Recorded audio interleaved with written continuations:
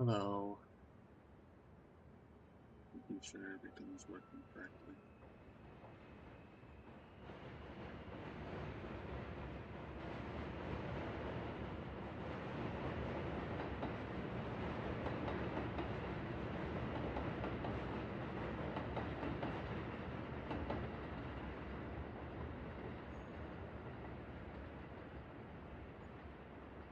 I think we're good to go for the most part.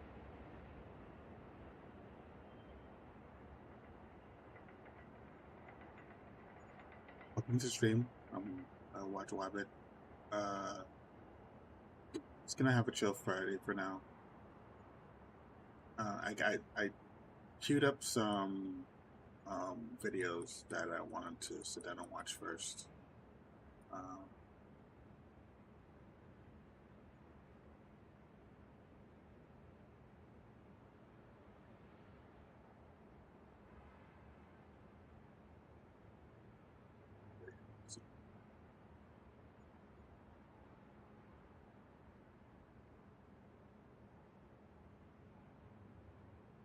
Actually, the last time they posted was one month ago, so I didn't touch that. The Gamin's fun. Yeah, I'm just gonna watch a couple of things that I queued up for.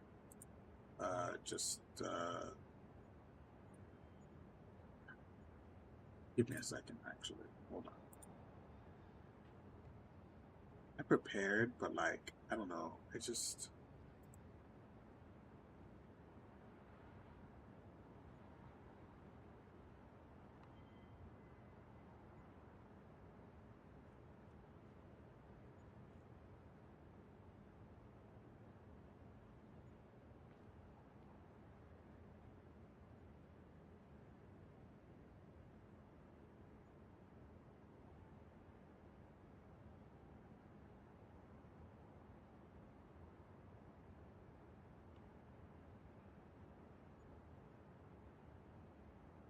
Okay, let's just watch. Wall Street. The Wolf of Wall Street. Billions. Industry. This is a list of names I'm considering for my firstborn son. But they're also the names of famous films and television programs who depict the high-flying world of finance as one filled with coke-snuffing sleazebags who absolutely love they drugs. But is the culture of Wall Street really this awesome and nose-forward? Let's find out.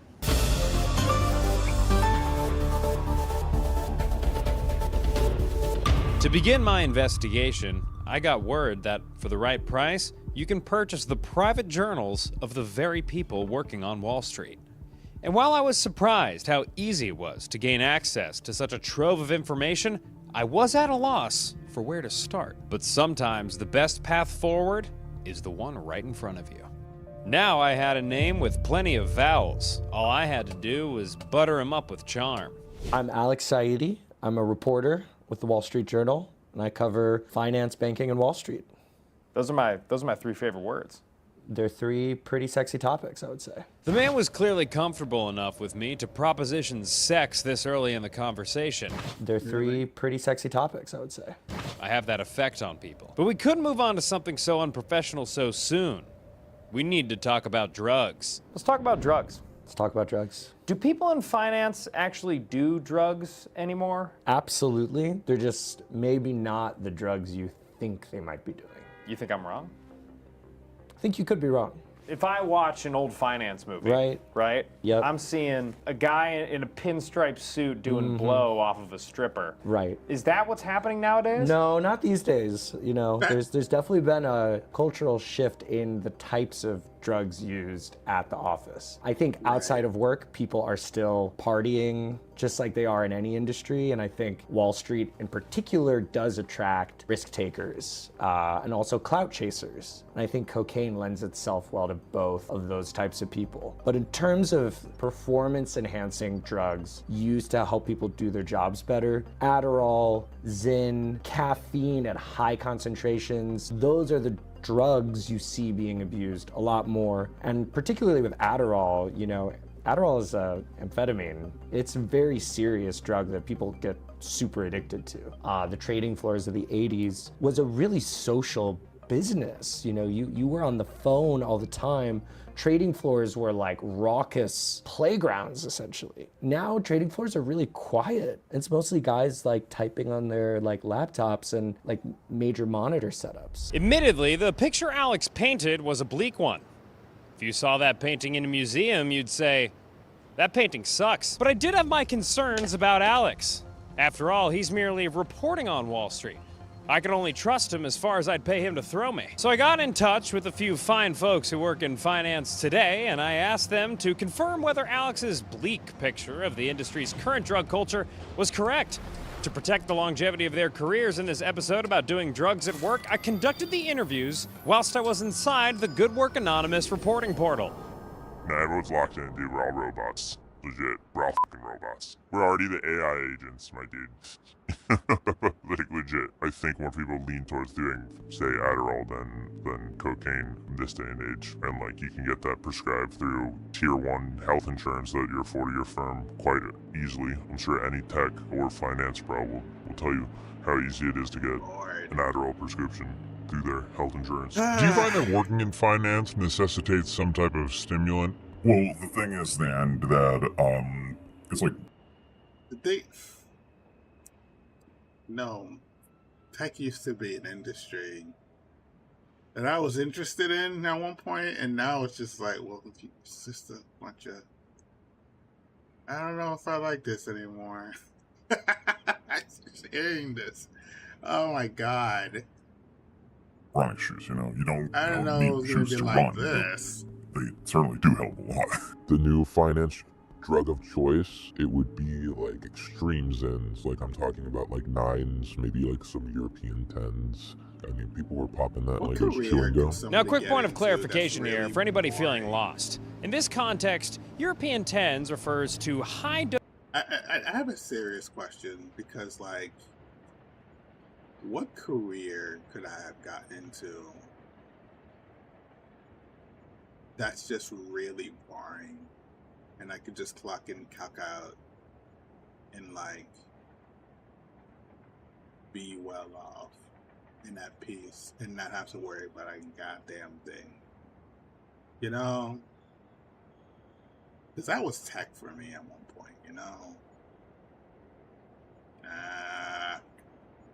Those variations of Zyn nicotine packets. In basically any other context, European 10s refers to hot-ass people from Europe. And by that, I mean the following. I'm talking about 7-foot Dutch elvish baddies, weathered day laborers from Minsk, all of Dua Lipa's Albanian cousins, my Airbnb host Milo from Brussels, who I am still very much in love with, Stregonona, genderless, heavily pierced East Berliners, the coastal French, the urban French, the rural French, Copenhagen baristas, Ronaldo, jaded Norwegian professors, and when the light is right and I've had a few stiff drinks, the toads they got croaking over in Cardiff, Wales. And also my Portuguese au pair from when I was little growing up. Guys, this will be on the test, okay? Okay, great. Folks, you've been putting it off for too long. Don't act cute with me. You know what I'm talking about. Your doctor's appointments. You don't want to deal with the logistics, you just don't feel like it, or you're like me and you're absolutely terrified of calling another adult on the telephone, especially if they're a doctor. Do you think I want to know what that glowing orb I have growing out of my tailbone is? Yes. But do I want to get on the telephone about it?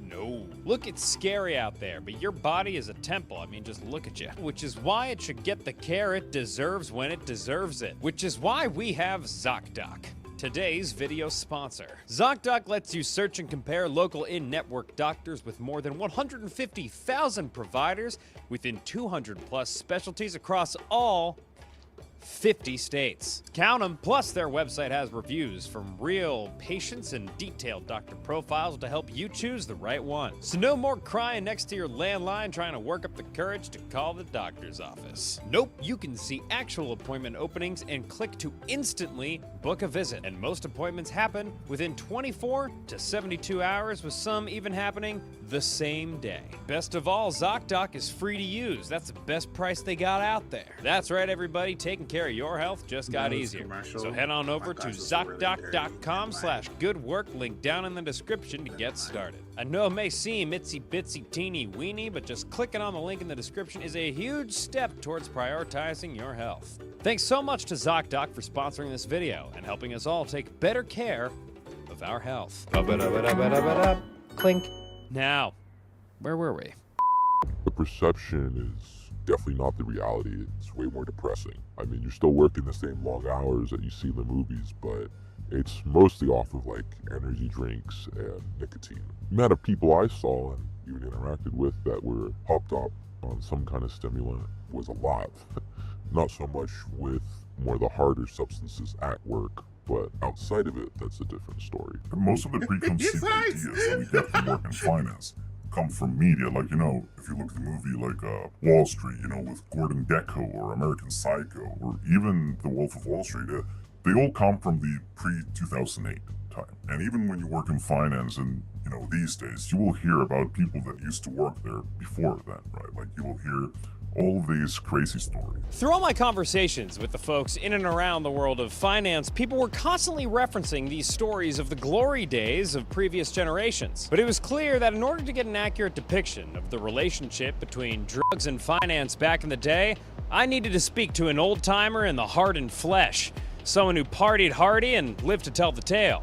Someone who, I don't know. I got flown down in a helicopter to Atlantic City. I got my key to my suite, and so I like check in and I go into my room, and on the coffee table is my name in cursive written with cocaine. So Attorney Duff is written, and I'm just like, God damn it, why did my parents name me Alexander Hamilton? Attorney Duff was a hedge fund trader in the 90s and 2000s. In 2013, he wrote a spectacular memoir of his time in finance called The Buy Side, after which he served as a consultant on billions. We used to call it playing through. So like, you basically don't go home or you just change your suit and you never go to bed. My longest streak was 3 days, which like... Three days, no sleep. Yeah. I woke up Wednesday morning and didn't go to bed until Saturday. Turney told me that his partying on Wall Street began because his hedge fund job on the buy side lent itself to having a lot of brokers looking to entertain him, hoping to entice him to invest through their desk. And entertaining turned out to be something that Turney was totally baller at. During the day, you know, sitting next to a guy from Harvard, a woman from Duke, and I had no shot. And what I figured out was at happy hour, I could crush the guy from Harvard. I could crush the woman from Duke. And so when the office lights went out and the city lights came on, like that was my time to shine. I'm thinking of the people that you worked with that were the Harvards and Dukes, but they didn't socialize. Was them not doing drugs almost an impediment on their career at all, or? Partly, yeah. You know, I would be on a private jet Wait, with, seriously? you know, 15 to 20 people doing lines and, you know, partying our asses off. And, you know, when I got back that weekend, any trades that I had were given to the people who were on that plane. You develop these sort of like drug-fueled relationships that grow together. So in that sense, it helped my career, but it didn't make me like a better trader or more focused or anything like that. Think about it like this. So I'm 32 years old, founded a hedge fund called Argus Partners. We get it up to about $1.4 billion. I'm trading about $50 million a year in commissions, okay? So there's 15, 20, 30 brokers on Wall Street who all want a piece of that $50 million. Let's say you're covering me, right? What are you gonna do to get 2 or 3? Wait, so that he literally just said, sorry, I didn't mean to screw that up. That literally means that, like, if you're not,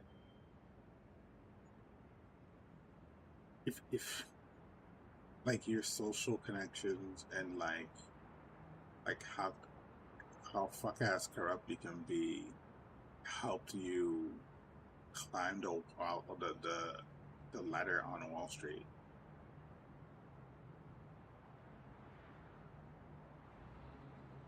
$3 million in my business. Pretty much anything I want. At the time, I was like 31, 32 years old, but I would get paired up with single guys who knew how to party between like 25 and 30 years old and who would like get after it. So they knew exactly who to cover my account because they knew who I was, right? Did you find that the socializing element of Wall Street was starting to go down by the time that you left it? Or is it still just as much of a part of the job? Going into the financial collapse, it definitely felt like it was going in the wrong direction. And look, people have been doing drugs with each other to facilitate business deals since the dawn of man. How else do you explain this cave painting of clients rolling face at an Usher concert? But unfortunately, a few spoil sports in 2008 came around and ruined that for everyone.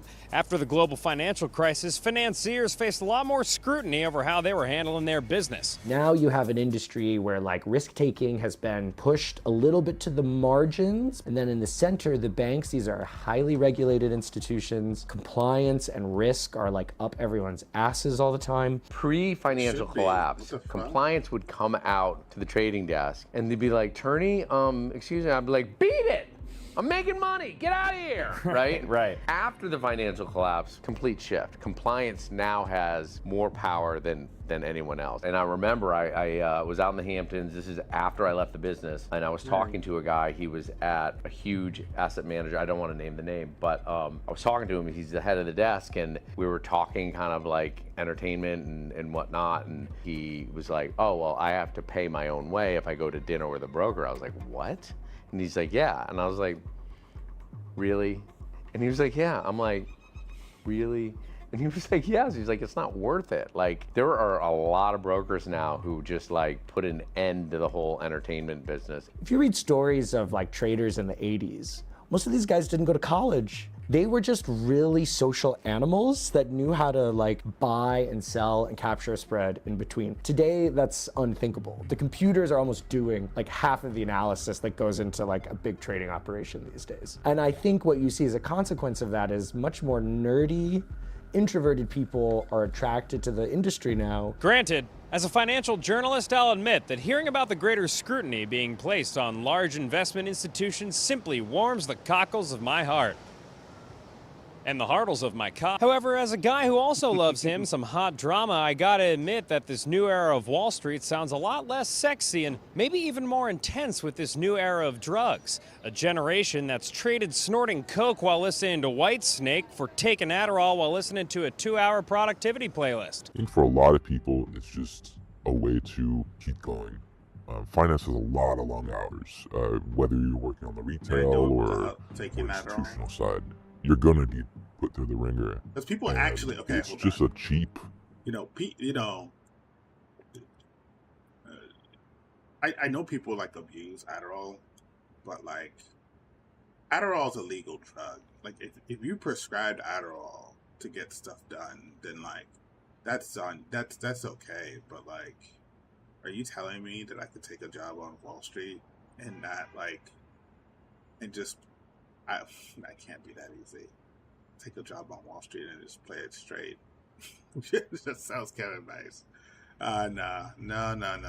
Easy way to keep going. Any 100-hour work week type schedule that requires you to lock in, especially on a computer screen, you're probably going to be using some type of stimulant. It's so I mean, it should obvious be that there has regulated. become a culture of you can just go to a Might not be doctor regulated who will enough. write you a Now that I think script. He about it. doesn't take insurance. So it's kind of like a cottage industry where you just like get a script for a check. Individual bosses will know when there are problems on their teams. I've spoken to some of them, and they will tell their employees, like, you don't need to take drugs to do this job. If you feel like you have to, come and talk to me. I don't think at an institutional level, though, the banks in particular have done anything coordinated to stop it. They know it's happening. What they've tried to do is really like make the work situation better, you know, cap the hours that they work at 80 a week with exceptions, which are often employed. Well, I was going to say, do people end up following those? No. Because it's a No, good, they I'm sure it's don't. a good PR move to say, hey, we're capping work at 80 hours a week. But with a huge asterisk being like, except when there's like live deals or things that we deem to be critical to the business, which is everything at all times. But I'm happy to use this show as a way to tell the world that these caps that the banks have announced in our pages aren't enforced and aren't taken seriously by the people who actually run the banks. You know, it's been over 2 years now since some of these new caps were announced in the wake of an actual tragedy at Bank of America. The tragedy that Alex refers to is that of Leo Lucanis, an Army veteran and former investment banker at Bank of America who clocked in multiple 100-hour work weeks finalizing an acquisition before dying of a blood clot that formed in his coronary artery, spurring a call out for the largest investment banks to reevaluate the schedules of their most tasked employees. In the wake of that, many banks came forward and were like, we're gonna focus on work-life balance and restructure things and not have people work so much. But you talk to people on the ground and they're like, yeah, nobody takes it seriously. Because that's what human resources is saying. But human resources is not the one assigning me work. And people who are at the top now of the pyramid in the banks came up in a culture where you were just worked hard and there were no questions asked. And it's arguably even worse now because working from home is possible. So at least in the past, okay, I'm at the office till 1 or 2. I go home and I don't start till I go back. Now you can go home at 8 or 9, but be working till 5. And again, these are the environments where Adderall abuse, heavy Zyn usage, energy drink consumption, it can, just cause that to really, really fester in a bad way. Couldn't agree more, Alex. And might I add that I've never seen anything fester in a good way either. Indeed, we live in an age where the reality of finance is, in some ways, much more mature than the image we get from those movies where you see a guy destroy a mountain of POW while spitting on a stripper he paid to mud wrestle a pygmy rhino. Yet some constants remain, while the stimulants he paid to mud wrestle. Some of these movies are really great. The glory days of previous generations, that's definitely fake. The people, that's funny. Snuffing sleazebags who absolutely love they drugs. They drugs. Wrestle a pygmy rhino. Yet some constants remain. While the stimulants have certainly changed, the degree of necessity for them hasn't. Brought about by a new era of strict, analytical, performance-driven work culture that doesn't appear to be going anywhere anytime soon, despite what the companies themselves may say. Because the most prevalent addiction in finance might not be any drug at all. It might be the work itself. Or the money. The money. Probably the money. And for good work, it's the money. I'm Dan Toomey.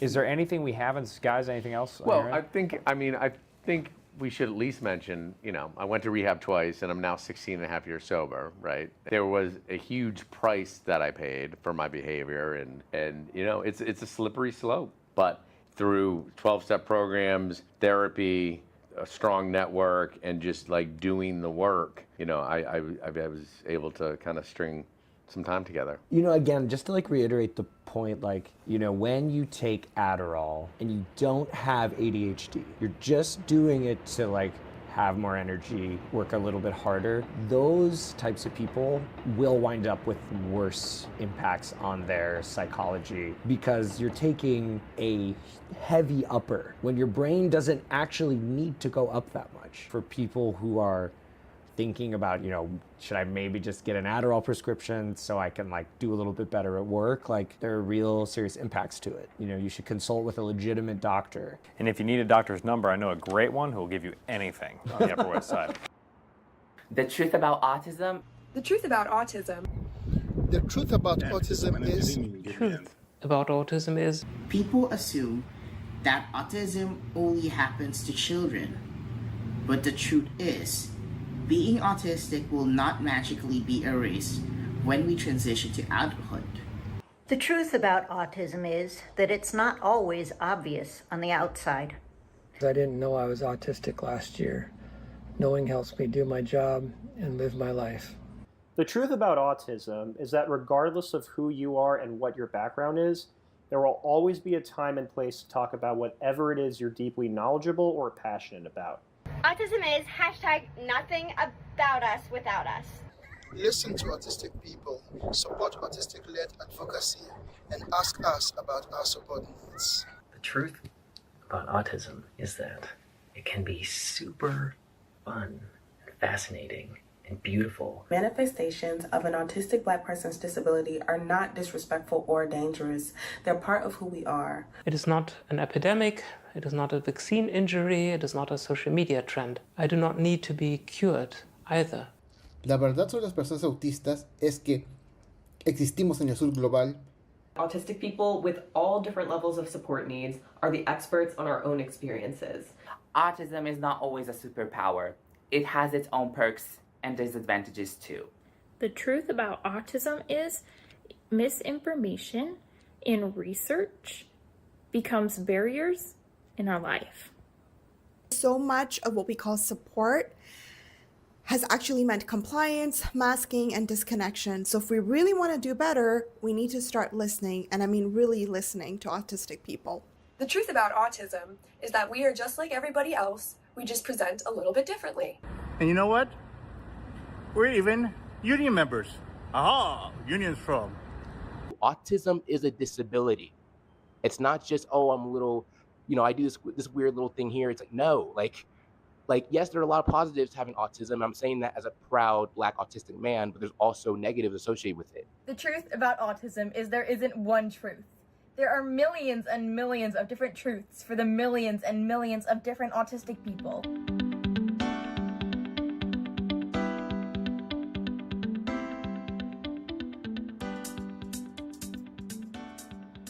That was another one of the videos I want to play. Yeah, we're just gonna go to it. Advance Auto Parts, your first stop for parts, service, and reliability. What's up, you Muppets? We are back again with another little baby series for your eyes, ears, hearts, and butts. I can't meditate! At this point in our nation's history, you have undoubtedly heard that meditation is good for you, but your response... Just to give like some history, I was in college and I got real curious about yoga because like I've heard all sorts of stories about it, but like it was all like dated stuff, and I just wanted to really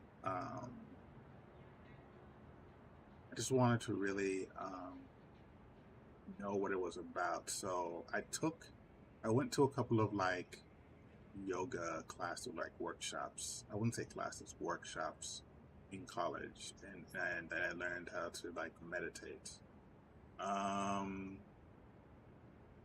Yeah, and so that's the reason why I should really like. I used to.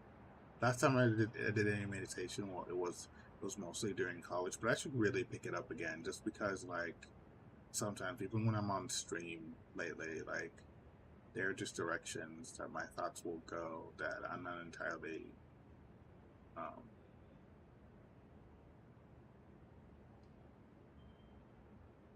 yeah, so I just need to like, I think I'm just gonna pick it up again. I just don't know like when, because like I'm always like trying to get involved in something, and I just and this video came up, so I thought from this creator, and I thought that I would just play it back on my stream.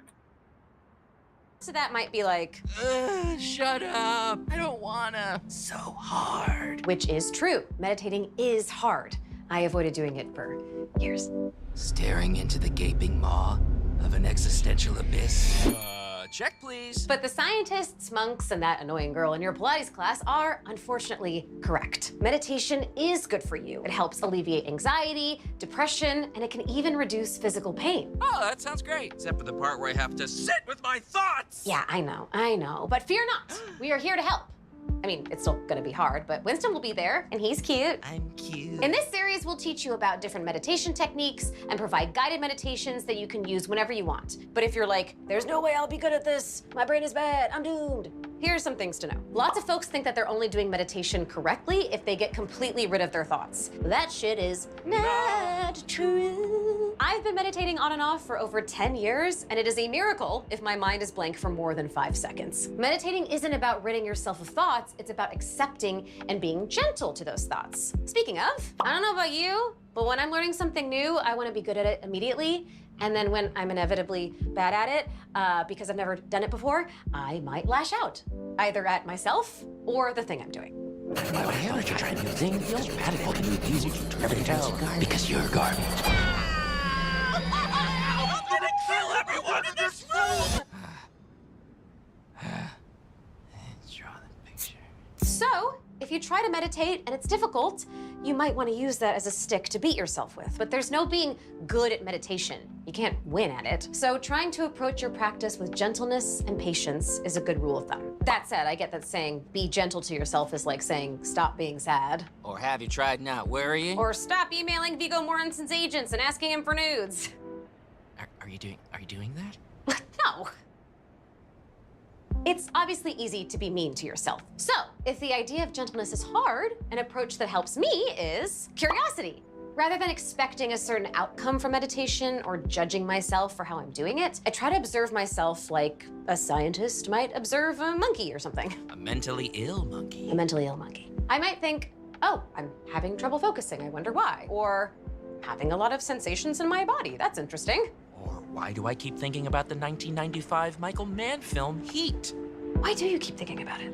It was such a great cast! Yeah, you're a sucker for early Kilmer. Last thing, there is no one-size-fits-all meditation practice. Maybe right now you can only sit still for 2 minutes. That's okay. Maybe certain meditations are triggering for you. Don't do them. Your practice is for you, so that you can gain more peace and ease in your life. Peace and ease that you deserve. So as best you can, be gentle, be curious, and if you need to stop meditating so you can go watch Heat, go for it. Winston's already doing it. Thanks for watching. We will be back soon with a loving kindness meditation. In the meantime, if you want to support the show, please join our Patreon. You'll get all sorts of goodies like affirming voice notes from Winston when he isn't watching Heat, and live viewing parties where we watch the episodes with you the day they come out. Check the link in the description for more info. And if that ain't your bag, you can send us a one-time tax-deductible donation at ihyh.org/donate. But more than anything, we're just happy you're here. Take care of yourself, you cuties.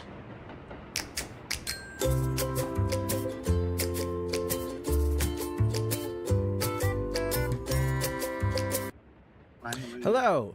Today Oh, really good, actually. we're going to talk about Xbox, which is about to hit the reset button. As I reported on Bloomberg last week, massive layoffs are coming to Xbox after the end of Microsoft's fiscal year on June 30th. And as I reported on Bloomberg this week, studios such as Compulsion, the maker of South of Midnight, and Double Fine, the maker of Kiln and Keeper, and Ninja Theory, the maker of Hellblade, are all currently in negotiations with Xbox to figure out what happens next. It's crazy shit over there at Xbox and Microsoft. It's absolutely fucking insane. It's like so many good IPs we may not get anymore. It's so insane. Because all of them are on the chopping block, and those are just the 3 that I've confirmed so far. I know that there are other studios in trouble. I know that layoffs are about to hit the entire organization in a huge way.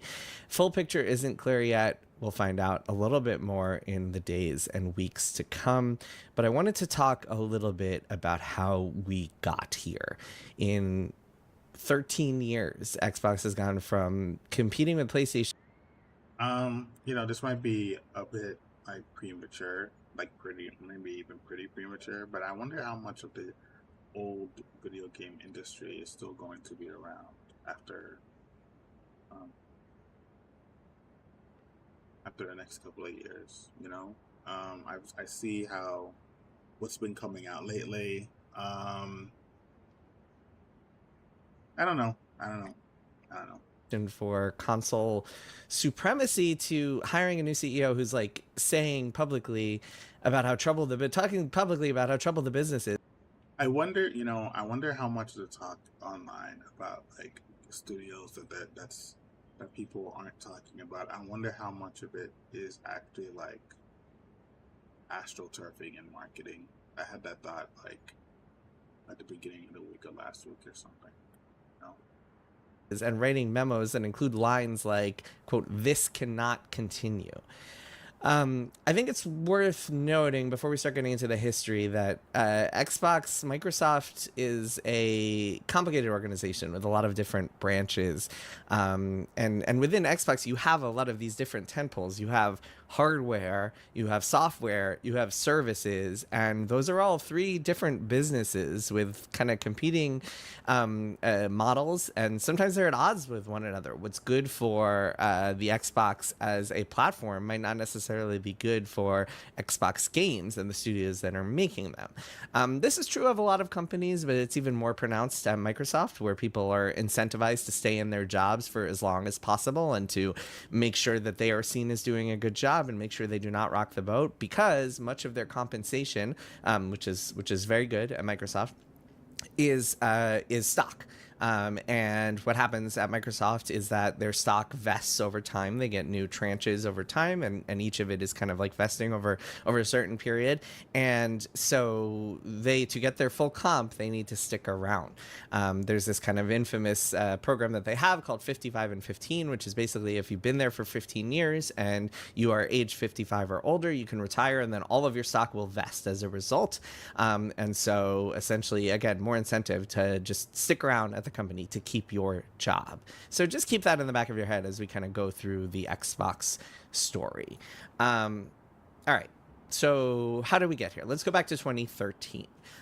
So this is the end of the Xbox 360 era. The Xbox 360 is up there with the PlayStation 3, duking it out for number one.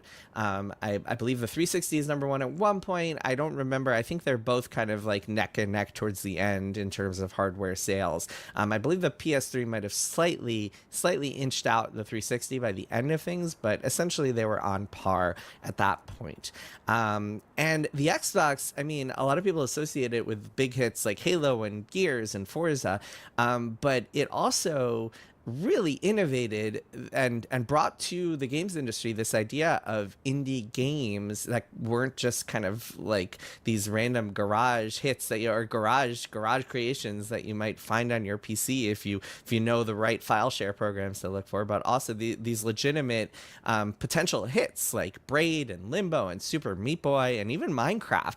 All of those games became hits in part or mostly because they were on Xbox's Xbox Live Arcade program, which allowed some of these indie games not just to be distributed to Xbox console owners, but also gave them promotion on the Xbox UI and really helped these people just kind of stand out. They got support from an internal organization within Xbox, ID at Xbox, and so worth noting here that like without Xbox in this generation, indie games would not be quite what they are today. Then 2013 comes along, and we have the Xbox One debacle under Don Matrick, who is running the org. The idea of the Xbox One, the next console, was not just to be a gaming platform, but also an all-in-one entertainment machine. The messaging in their announcement in May 2013 is completely incoherent and inconsistent. You have executives contradicting each other in interviews because nobody really knows what's going on. It's bundled with Kinect. It's online only.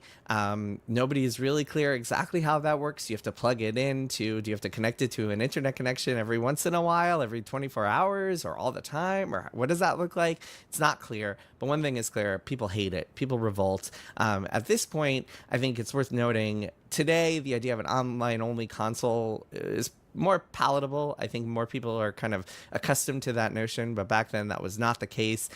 People did not have quite the same internet infrastructure that they do today, and this idea of not being able to own your own games, which was a huge part of it. A huge part of this, by the way, a little bit of quick context here, is that at this point, used games were seen as the boogeyman for the video game industry, and a lot of game companies wanted to go to digital. They wanted to find ways to make it so you couldn't just buy a game and then trade it back into GameStop. I never understand that shit. Like, I used to, like, back in the day, I used to, like, just to put things into perspective, back in the day, I used to go into the bargain bin of GameStop just to see, like, what games people, like, sold back to, like, GameStop so they can, like, purchase another game. And that was, like, I went to the bargain bin at GameStop for the same reason, like, I signed up for Steam, because it's just to buy, like, cheap games that were really fun and interesting. And the idea that, like, the game industry sees that as a problem is, like, are we ever gonna get days like that back again? Like, is this just gonna be? Is this life now? Like, are all the games that I'm ever gonna look forward to going to be like games that like I have to play through a through a live service? You know what I'm saying? Like, I know live service gets people aren't open to live service as much because like look at all the live service games. Like if you like, I don't think like live service games like High Guard failed and it was a live service game. Like people aren't really that open to a live service game unless it has to be really good, and even then, like who in this economy right now is going to like fork over like money for a live service? Like people buy skins in live service games all the time, but like for every skin that you buy in a live service game, that could have been another game, or that could have been like an investment in another game and in another live service game. So, but is that the model that we're going off of right now? Like, is that how modern gaming works today? It's such a gaming, like, I don't. And allow GameStop to sell your used game to other people. This was seen as a big problem for gaming back then. Anyway, so Xbox One is announced. It's a debacle. About 1 or 2 months after, 2 months, I believe it was July of 2013, they reverse course on the online only thing and say, actually, we're going to make this so you can play it offline. Don't worry about the online stuff. Eventually, they get rid of Don Matrick during this period, but it's kind of too late to recover. And one of the biggest problems is still intact, which is that the Xbox One is still sold with the Kinect bundled in. The Kinect, for people to remember, is the kind of the body motion sensing device that Microsoft used to manufacture and had its pros and cons. And so as a result of that, the Xbox One was sold for $500, whereas the competing PlayStation 4, which came out around the same time, November of 2013, was sold for $400. With that, the console war was essentially over. The next year, they wind up detaching the Kinect and selling the Xbox One for $400 to try to compete, but a little bit too little.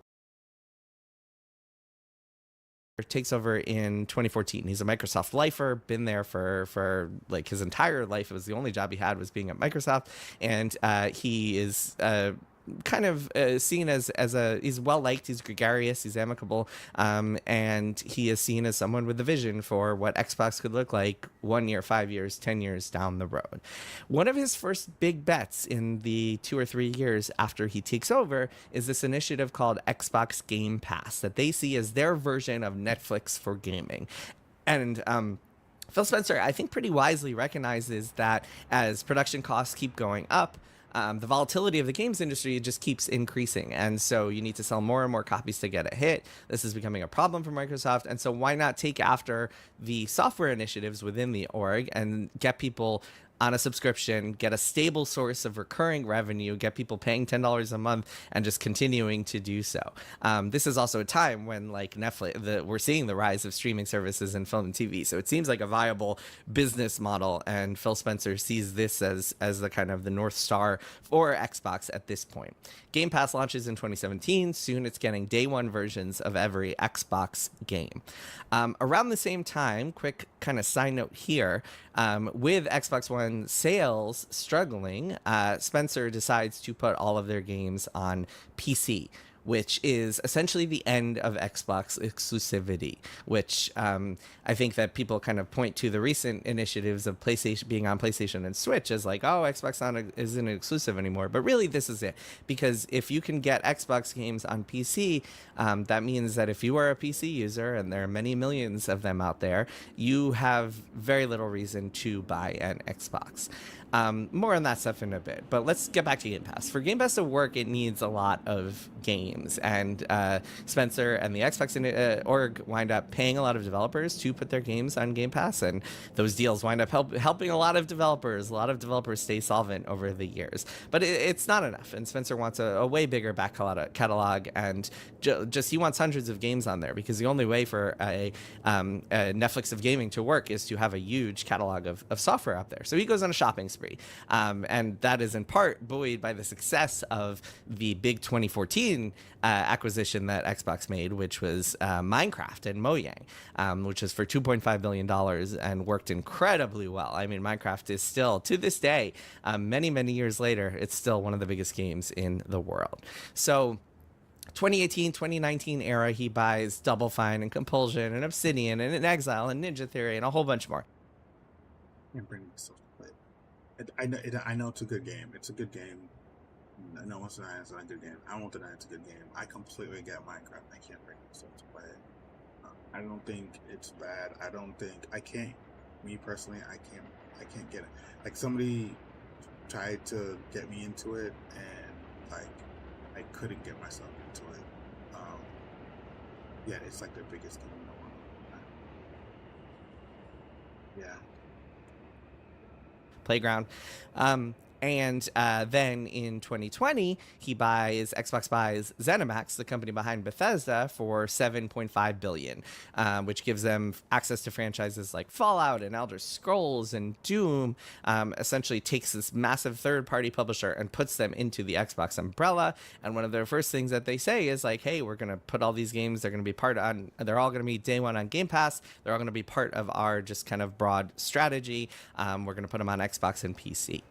Part of the arrangement behind all of these acquisitions is that these studios get to keep their autonomy. ZeniMax becomes its own entity, or stays its own entity, still reporting to its CEO, Jamie Leader, while studios like Double Fine and Obsidian turn into what's called limited integration studios. They're told, make great games, take risks, try to win awards.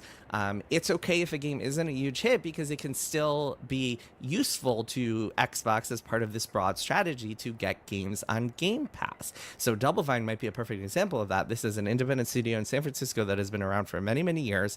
It's one that you might know well if you've watched the Double Fine documentary series, including Psychodyssey, about the making of Psychonauts 2, which once again, I will say I cannot recommend enough if you want to understand how games are made and get a little glimpse behind the curtain into the messy development process. So please go watch that. But yeah, so these guys, I mean, Double Fine is an example of a studio that like has kind of survived, but never really had a huge hit. It's not the type of studio you buy if you want extreme profitability, if you want Call of Duty level numbers. We'll get to that.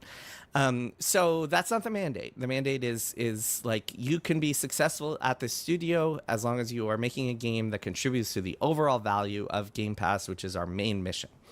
At the end of 2020, around the same period, Xbox launches the Xbox Series X and Series S.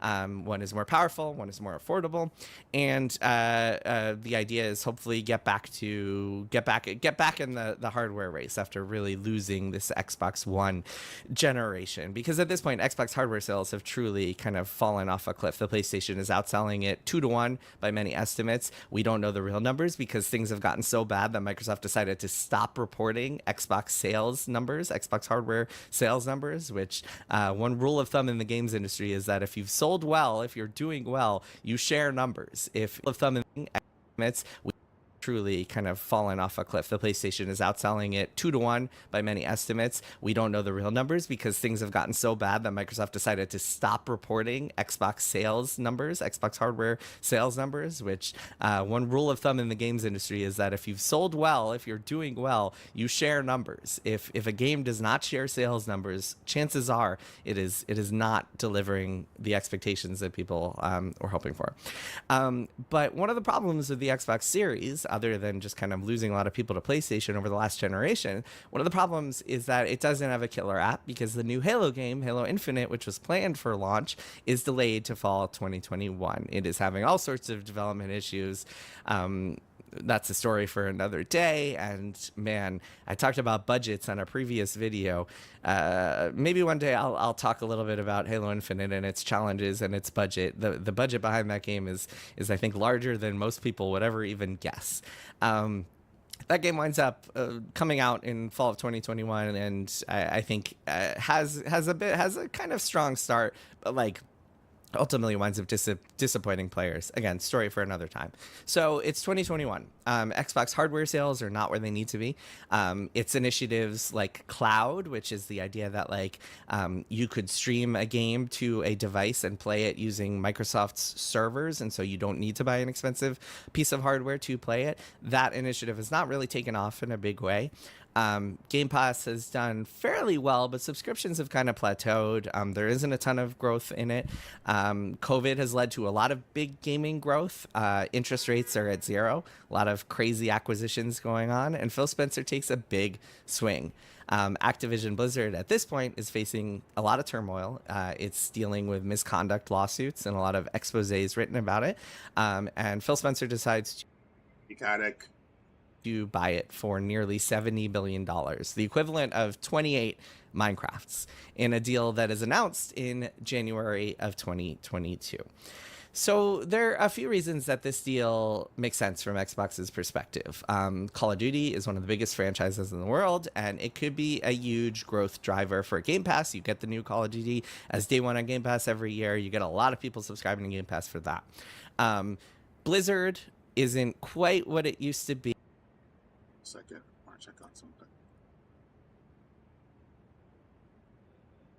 You can read that story and play nice, the book that I published a couple of years ago, but it still has killer franchises. Diablo, Overwatch, and World of Warcraft was and remains a guaranteed moneymaker, so that's always a good investment. Activision Blizzard also owns King, the makers of Candy Crush, which gives Xbox a presence on mobile that it never had before. I think Xbox is looking at mobile as a growth opportunity at this point. Mobile is a really tough market to get into and to find success in, but Candy Crush is one of the games that has found success over the years, so that's a good investment. Now, I won't get into all the nitty-gritty of the regulatory process, but essentially it was a very messy battle that wound up taking 18 months to close. The deal was announced in January of 2022, and it didn't close until October of 2023. And during that period of time, quite a bit, all of that COVID growth went away and started sputtering, and it became clear that the video game industry was not going to see double-digit growth again. Roblox started exploding. A lot of other service initiatives did not fail. AI began to take over. ChatGPT launched in around this time that the Activision deal closed and became this sensation, this kind of cultural phenomenon. And companies, including Microsoft, were looking over and saying, how about this AI thing? And I wonder, after that 18-month messy process that really led to a lot of problems, I wonder how many people at Xbox were still thrilled about that particular acquisition. Because around then is when Microsoft began to issue a new mandate to Xbox. Microsoft, its CEO, its CFO, they began to put on a little bit more pressure than there had been on Xbox before. Suddenly, it became all about profitability. Because Microsoft is looking over, and between the $69 billion acquisition, a lack of Game Pass growth, and this newfound focus that Microsoft wants to have on AI, they say, hey, we want to see more of a return on this massive investment that we made into Xbox. And by the way, I think that $69 billion is a huge number. $69 billion is an incredible amount of money that Xbox wound up paying for Activision Blizzard. But that's just the start. The actual number that you are paying is so much bigger than you could even imagine, because in addition to what you're paying for the acquisition itself, whatever closing costs and regulatory, lawyer costs for the regulatory battles that come with it, you are also bringing in 10,000 new employees who all need to be paid and managed, and you need managers within the Xbox org to spend their time watching over that org. And suddenly your entire organization is way more expensive than it was a year ago, and those costs are not going away. They are continuing. So you got to consider that as well. If you want to know more about burn rates and why these game companies cost so much to operate, check out my previous video about why games cost so much to make. But basic rule of thumb is that it used to be about $10,000 per employee per month. That number has gone up. I think it's closer these days, especially in expensive cities, to 15,000, maybe even 20,000, somewhere between those two. And that number is not just salary. It also includes overhead and costs associated with employees. You can kind of fold rent into there, office rent into there. Benefits here in the U.S., employers have to pay a lot of money for health insurance and other benefits, including 401k matching and other things that employees like to have and deserve to have. So huge burn rate that is coming along with that $69 billion acquisition cost. And so that around then, around the time of that acquisition and suddenly the push for profitability, that's when we start to see things getting really bad. Xbox has 4 mass layoffs in 2 years. We see the shutdowns, the closures of studios under the Xbox umbrella, like Arcane Austin and Tango Gameworks, which wound up going to Crafton, which saved that studio. We see cancellations of big, expensive projects like Perfect Dark and Everwild and Blackbird, which is the code name that I reported at Bloomberg for the project that ZeniMax Online Studios was working on. They made Elder Scrolls Online, and they were working on this Blackbird thing, which, by the way, so I've seen footage of that game. It's pretty cool, and it's an online shooter. Destiny just died.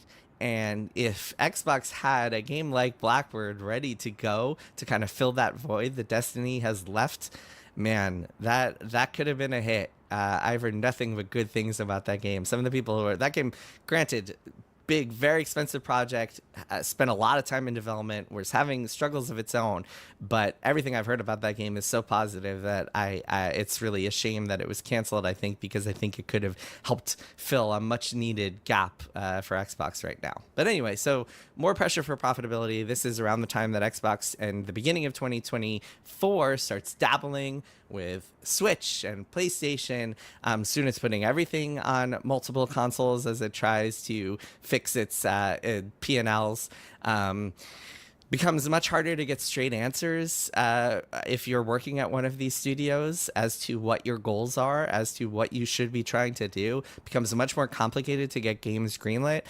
You're dealing with Xbox finance a lot and trying to figure out like why you're hearing different things depending who you ask.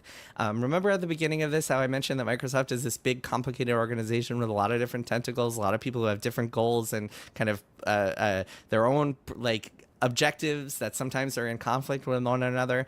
That becomes even more pronounced at this point.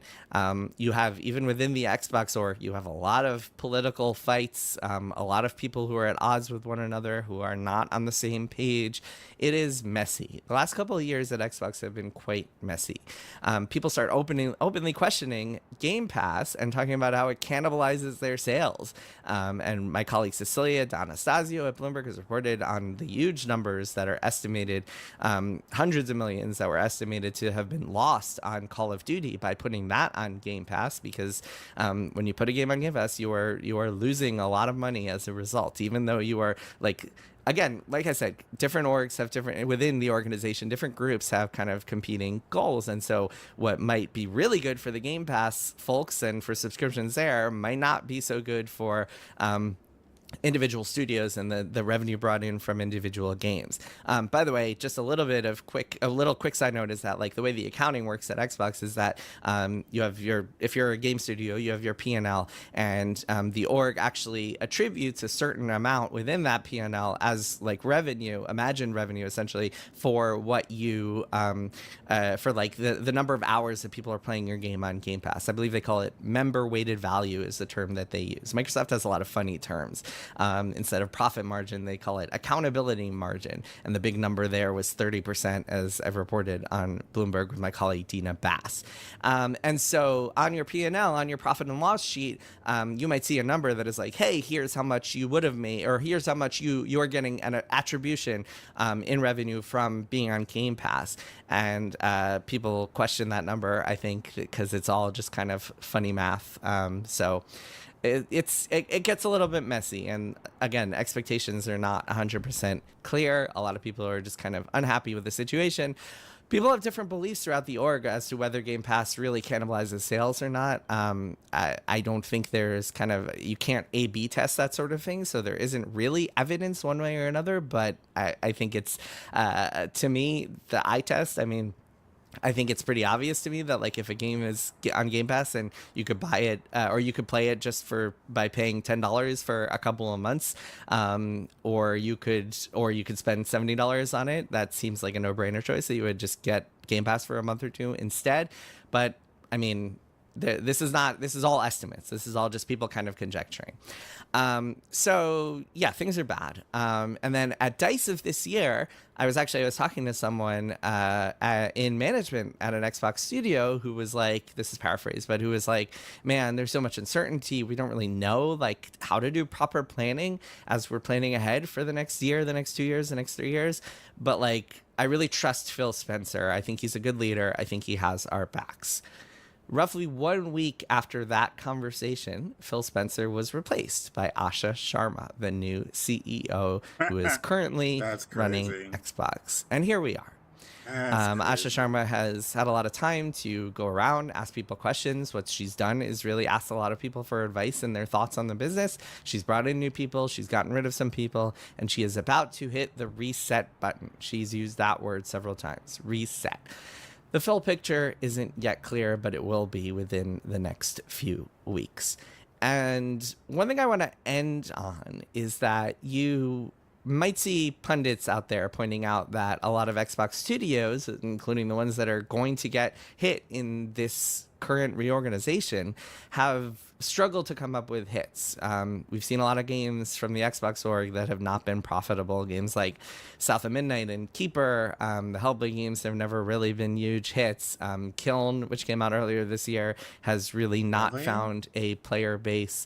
And that's a problem, don't get me wrong. And also, I think it's worth noting that like none of these games are like critically acclaimed masterpieces. None of them are 90+ Metacritic games that are winning Game of the Year or nominated for Game of the Year, or anything like that. Noting and hopefully having a little bit of empathy for these studios and the people who work there, because the messaging from above has just changed so much over the last 5 years, and games start development like 4 or 5 years before they actually come out. So when you start a project in 2020 or 2021 and that's under one mandate and suddenly that mandate changes 2 or 3 years later, but it's too late to change course, that can be a problem. And the messaging from above during a lot of this acquisition spending spree, when some of these projects started getting greenlit and started to enter development, the messaging was not, you must hit X amount of profitability. The messaging was, make good games, help us fill out Game Pass, try to win awards. Of course, don't lose money, break even. But like, this is not a profit play. This is kind of, Game Pass is the North Star. Don't get me wrong here. I mean, Xbox's studios, including the ones that are getting shut down, made plenty of their own mistakes and all sorts of production problems, all sorts of cost problems. I mean, there were lots of mistakes made along the way that you could point to. That's my laundry. My laundry is ready. See, I don't cut this stuff out. I record my videos raw. So hope you got that. That's a little inside baseball into the way that I work. Anyway, so a lot of these studios, trust me, they made plenty of their own mistakes, but like in a lot of ways, they're being punished today for following orders, for listening to what they were told a few years ago. And that, I think, is just a shame. And what's happening is going to be pretty brutal. What do you do about that? What do you do about that? Like, if this is what happens with big name companies, right? At Xbox, imagine. I'm thinking to myself, imagine what happens at like, because the thing about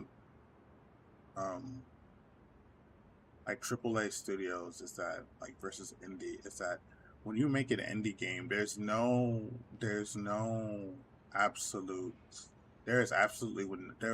certainty that like you will be successful in your endeavor. Like there's no way of determining like so if you release a game that came from a AAA studio, thousands of people are going to buy it, because the studio has a name behind it, right? So even if you don't make like a profit, like even if you don't make a positive profit on it, right? You don't even if the sales are disappointing, you still made money, right?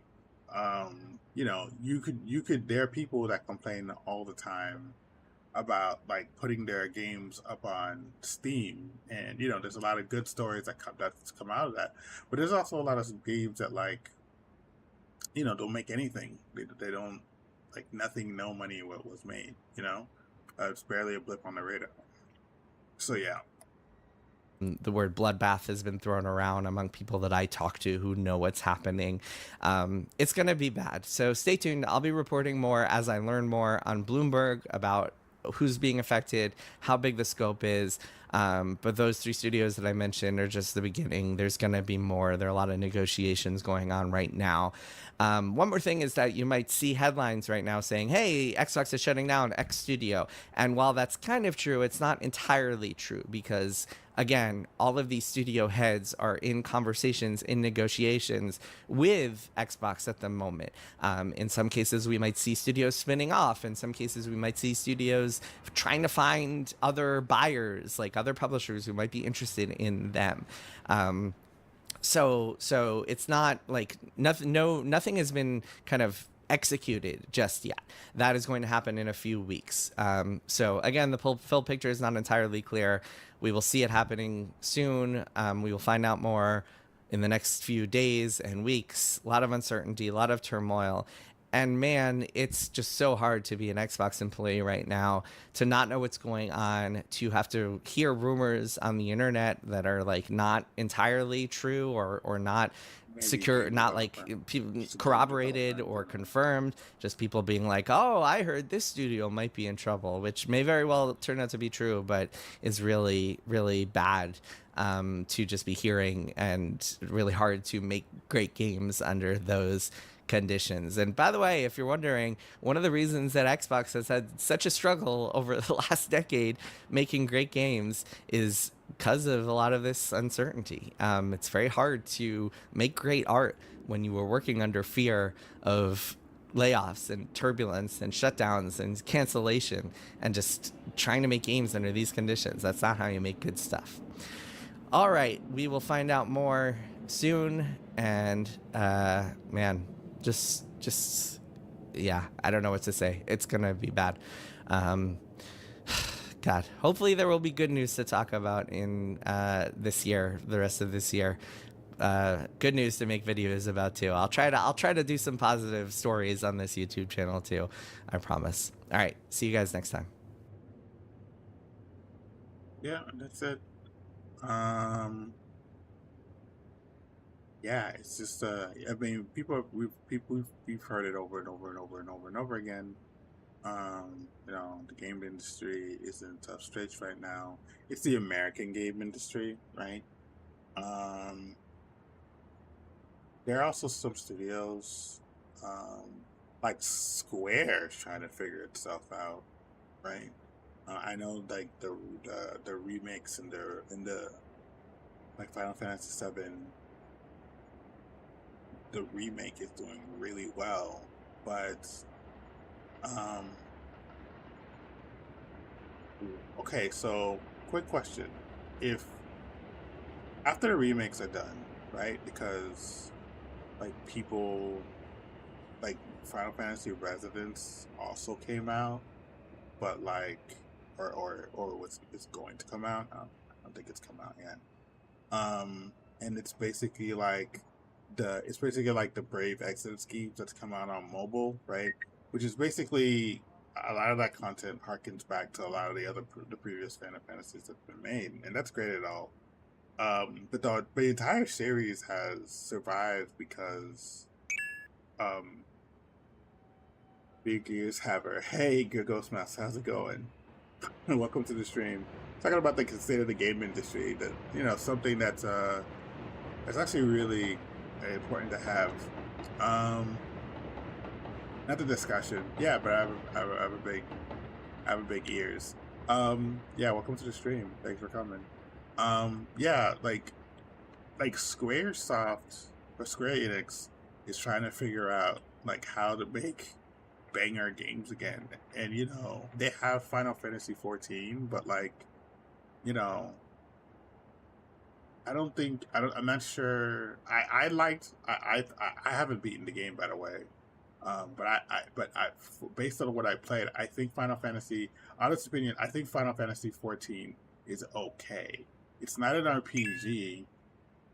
Square Enix has sorely screwed me with their copyright on Kingdom Hearts. Can't even make clips at the time. Is that true?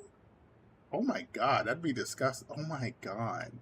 I believe it, because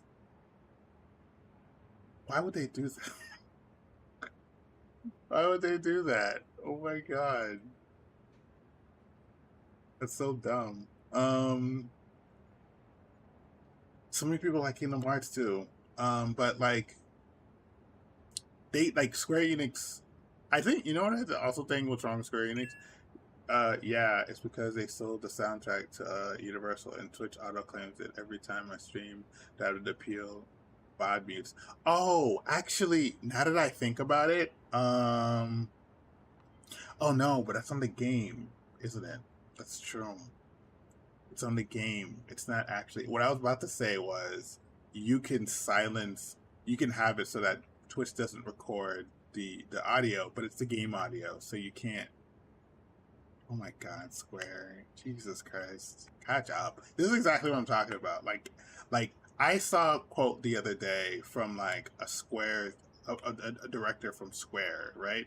And he said something like, I'm not sure if we release another game today because people can just watch the game on YouTube.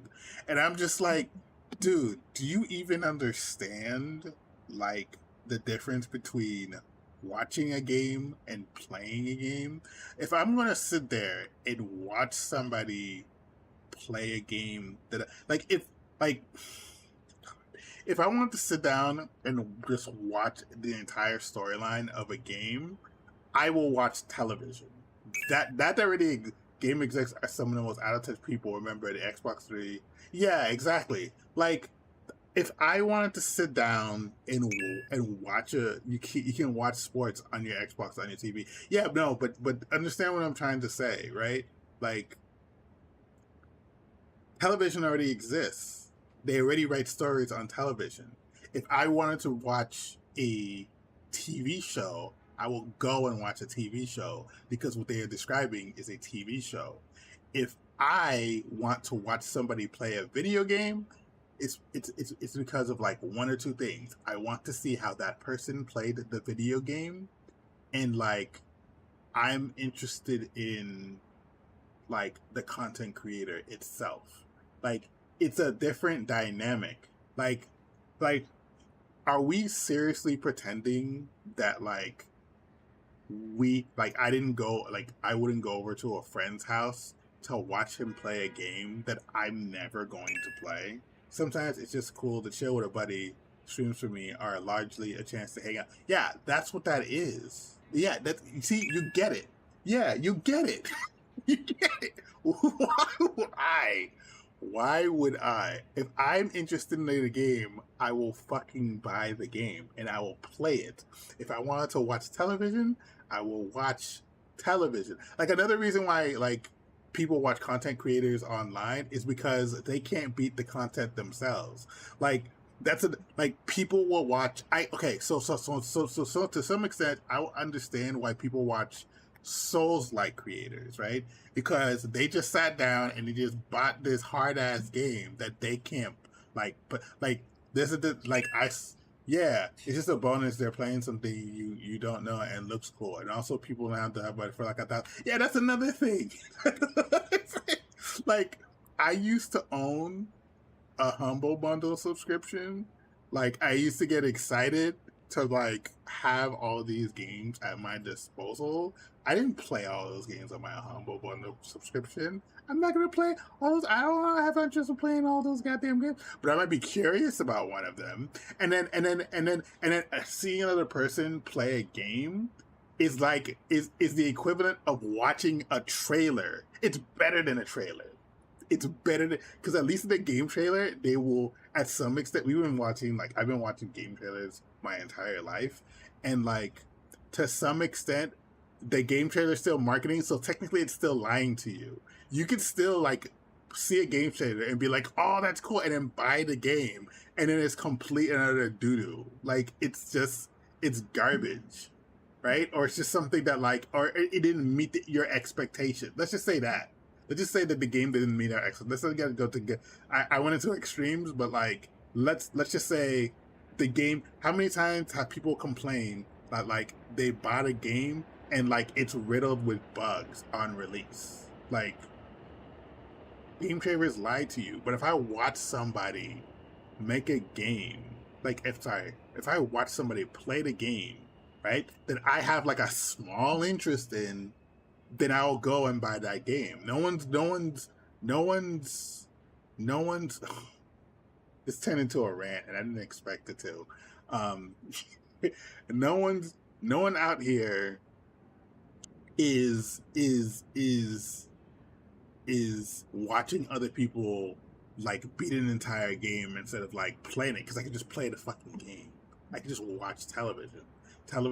We could just bring. Sorry, I need to stop. It's turned into a rant. I could just television. Never mind. Okay, I get it. Sorry. Yeah, so that's where I'm at. So yeah, it's just they don't get it. They just don't get it. They just don't get it. Yeah, I have all these these videos on my YouTube page, and it's just clips from like old Final Fantasy games that are really cool. I just have them there because I know like somebody will sit on their phone and they'll look at it and they'll be like, I remember playing this game. Yeah, that's really cool, right? Or one or two things will happen. They'll see it. They'll be like, "Yeah, I remember that when I experienced that for the first time. It did that did not cool. And now it's on my feed. Wow, that's really cool." Number two, second thing that will happen. What game is this? This looks really cool. I think I'm going to buy this game. Like one or two things are gonna happen. Oh, yeah, game executives don't get it. Yeah, so.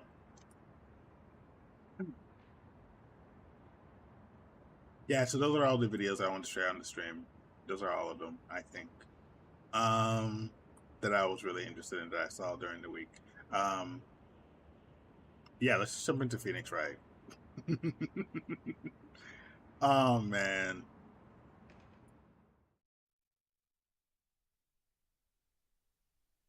Okay, good. The transition well. Let's see if this will work properly together. I have to mess with it. Oh, I have to change the title on Twitch. I forgot about that.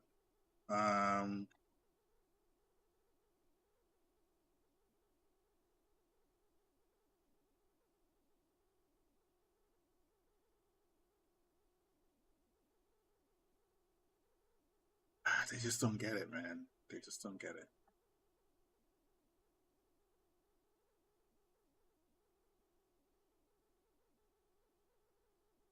Like, you're the guys that created the medium.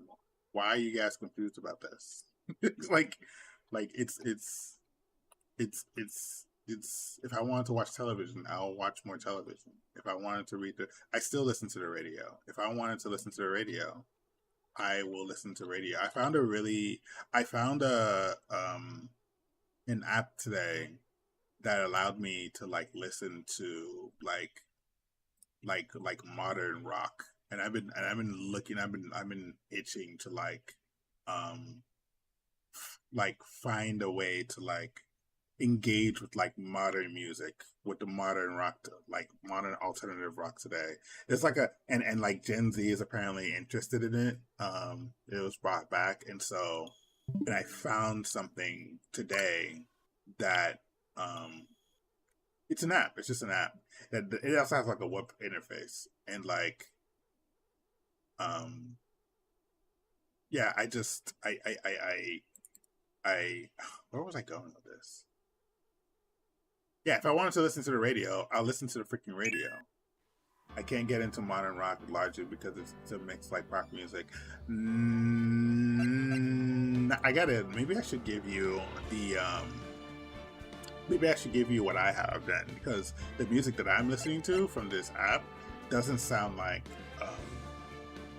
popish at all. It sounds like the type of alternative rock that I used to listen to in the 90s, but it's original music, you know. Not pop at all. Do I really want Discord now that I think about it? I should add you to Discord. I don't know if you have Discord. I think it's late 90s. What's the sweet spot for all genre as far as production quality goes? Yeah. What bands are you thinking of? Like, what bands are you thinking of? Just off the top of your head. February 25th, 21 p.m. District Court, from number 9.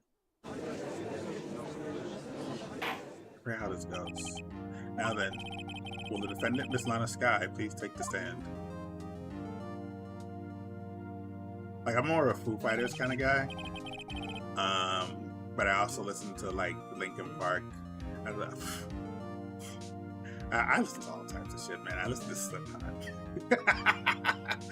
I just recently found, like, I think it's called Apex Twins. They're like British alternative rock sisters. I was listening to that like a month or two ago. I'm sure you're aware of what is required of you. But Mr. Edgeworth, you already know everything. You know, all that I've done these past 2 years. Please provide the court with your testimony, Ms. Sky. And remember, you are under oath. You want to hear the truth. Of course, the truth. Honestly, it really depends. I like the general sound of Slick Chick by Rammstein and Black Album by Metallica. Oh wow, yeah, no, those are really good. Rammstein, damn, what happened to those guys? That was really good music. It's pretty hard to find poorly mixed music in the late 90s unless it's more indie focused. Even Jenks sounded good. They have the app that I have is split up into 3 different genres of music. They have one for like rock. They have one for alternative rock, and then they have some for like indie and folk, a little bit of folk. And so I only listened to the indie and folk and the alternative rock. I didn't go into the metal, but it's there, right? And maybe I'll plug it to you. I'll source the truth. Lana, no matter what happens, I'll always be your sister. Now then, your testimony, if you will. First, tell us about your relationship with Chief Gant. Everything hinges on your testimony. You're the only chance we have to get Gant. Gant fabrication. I worked alongside Gant for years. There's no truth to this blackmail theory. I fabricated the evidence 2 years ago all by myself. When I found Prosecutor Marshall's body, I rearranged the crime scene. My only motivation was to get Dark convicted. It had nothing to do with Emma. Oh, bullshit. Are you sure about this testimony? Your Honor, I'm confessing to a capital offense. Of course I'm sure. Jesus. But Lana, this is true. That means Chief Gant has something to do with this. Honestly, I listened to rock metal stations as a kid. It all sounded cool. Floor Jam, HCP, Never. I get you.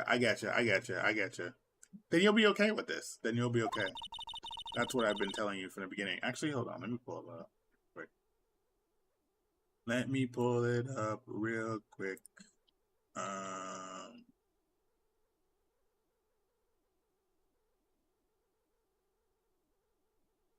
Give me 1 second. I thought I disabled chat.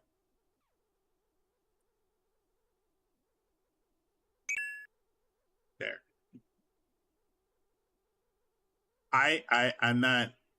I wanted to like possibly one day, like I'm still listening to it, like just to see how, because there are some songs that came up to that I was listening to today for like a good 2 hours or an hour and 30 minutes, and there were a couple songs to get it out that I heard that I was like, I'm not so sure about this, but for the most part, it sounds great.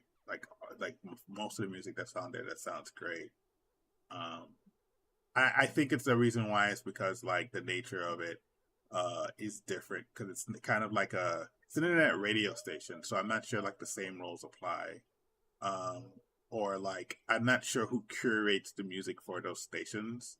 It seems a little bit different, but it sounds good for the most part. I really liked it. I was really excited when I started listening to it and most of the tracks. Please, Mr. Wright, you gotta help her. She's sacrificing herself because of me. What if she's telling the truth? She's not. I know my own sister. Oh, I remember this. Whenever she speaks stiffly like that, she's hiding something inside. Deep down, she's really screaming in agony. Yeah, there's no time to start second guessing myself. Defense may now begin its cross-examination.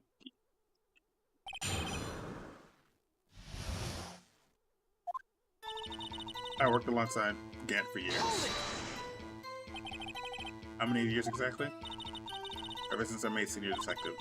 Let's see, I was 24 then, so that would be 5 years. Detective Gant and Detective Sky were legendary partners. I personally saw them testify in numerous cases. She must have been good coming from the same school as I am. Gamin Gant was a respectable detective. That's why. There's no truth behind this blackmail theory. Bullshit. We already proved it. But think about it, Miss Sky.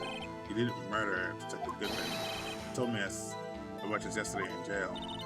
You still don't get it, do you, Mr. Wright? Any testimony you cannot present in court is useless as idle gossip. I stabbed Detective Goodman with a knife. And I fabricated the evidence 2 years ago, all by myself. Did you do so to help your sister? Joe Dark was a serial killer. My sister almost became his last victim that day. I didn't want that incident to ruin her life. But what she did was justifiable self-defense. She wouldn't have been charged with anything. That's not the point. She was traumatized that day, all because of that creep. That's why I couldn't forgive him. Lana, that's why you fabricated the evidence 2 years ago? When I found Prosecutor Marshall's body, I rearranged the crime scene. You said you did this all by yourself? Yes. Would you mind telling us what you found when you arrived at the crime scene? It seemed that I was the first person to discover the scene. Prosecutor Ward. Knife was stuck in the victim's body. It's crazy. That's so crazy. What?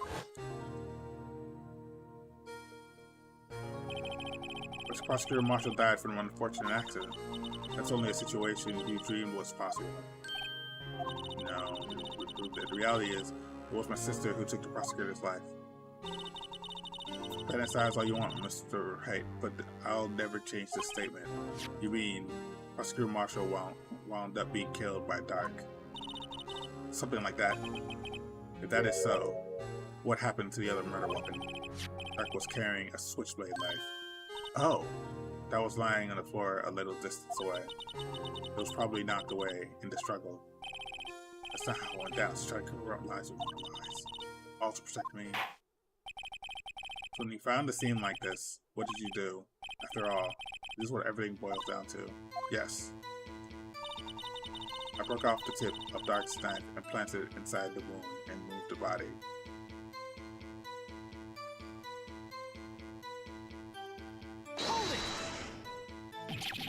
You planted the tip of Dark's knife into the and then you moved the body? But why? Why would you do that?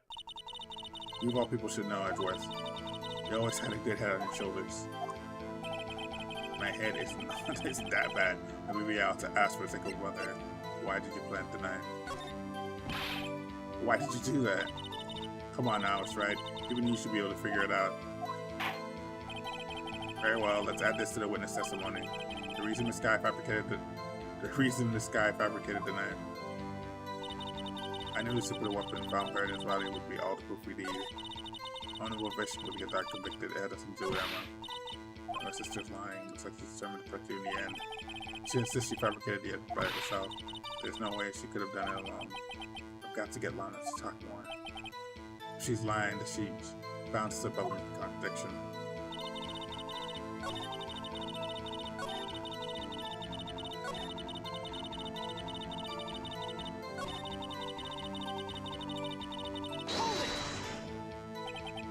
According to your testimony, Prosecutor Marshall's broken knife was the murder weapon, right? Yes, leaving it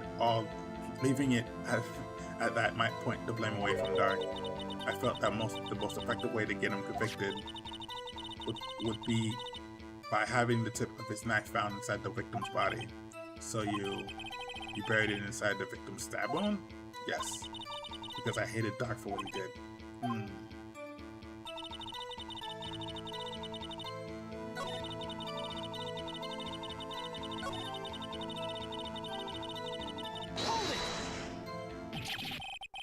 Yeah.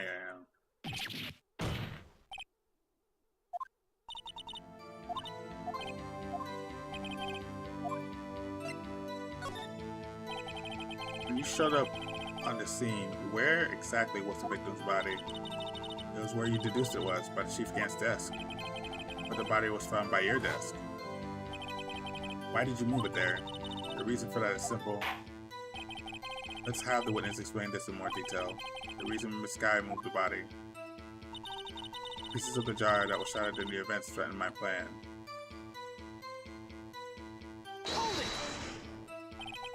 Pieces of the jar, you mean? Yes, that wretched jar you showed us earlier. In order to show that Dark committed the crime, I thought it would be more expedient to move the body. So, when you first found the body, the jar was already... Of course it had been shattered to pieces.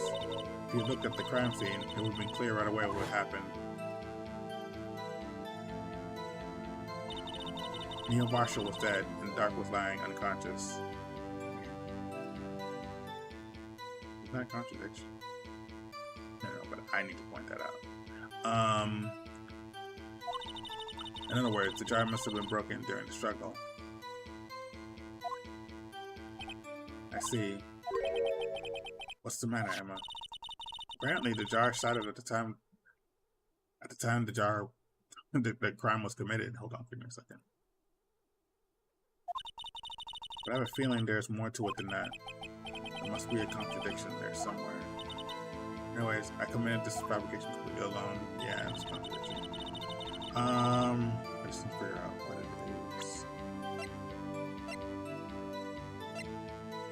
I think I found it out last time already.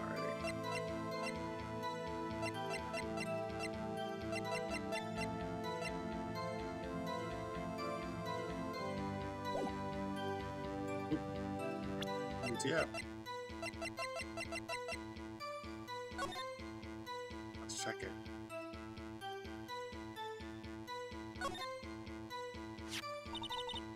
And look here, it's hard to make out, but there's a dark stain here.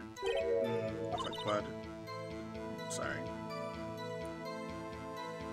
This piece the chief has is different though. The blood stains on the other pieces are just spots. This one's a line. That's odd.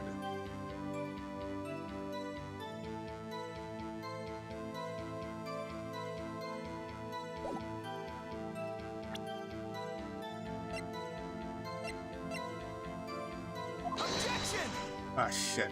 Didn't mean to present it. My hand slipped.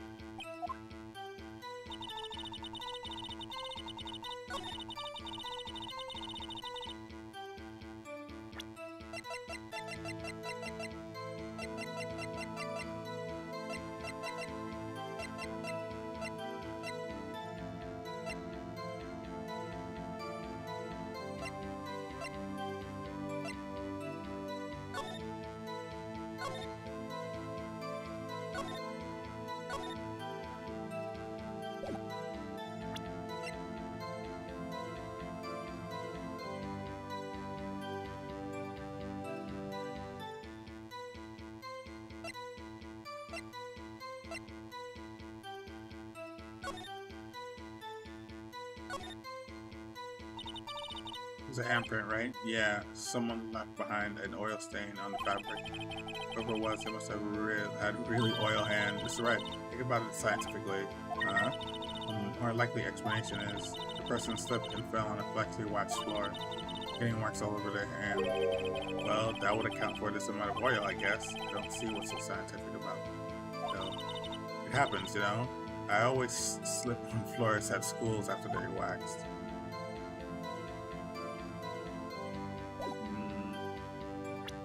That's a contradiction.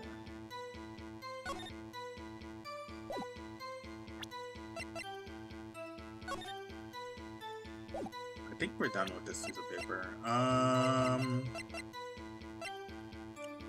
with this piece of paper.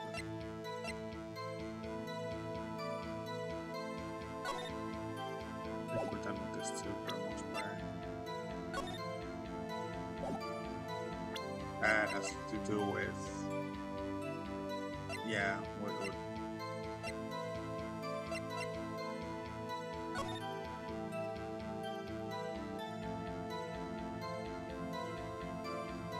this only says SL9, it doesn't say anything else really.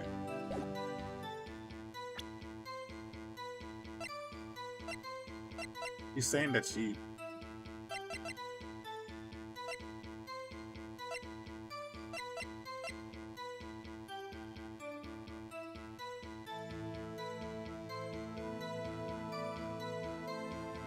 that's due to a loss of blood. One knife wound died within an hour and a half at 4 p.m.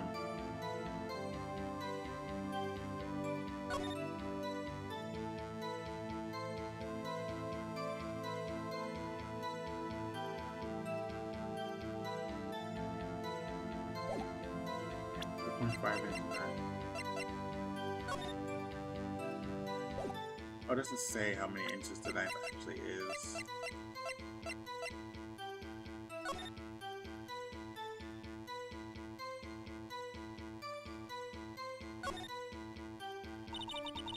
Must be the victim's blood, right? Either that or Edgeworth's cousin cut himself peeling an apple. What's Edgeworth doing with a knife like this anyways? Hey,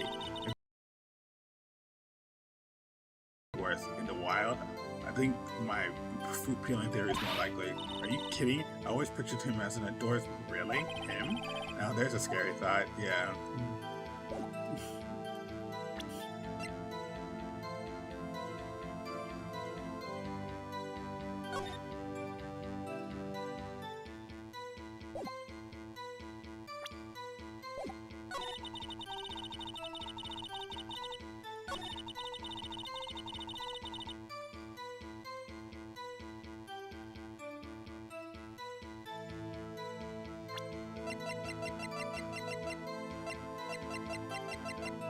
Where's the picture that I had before? Yeah, this.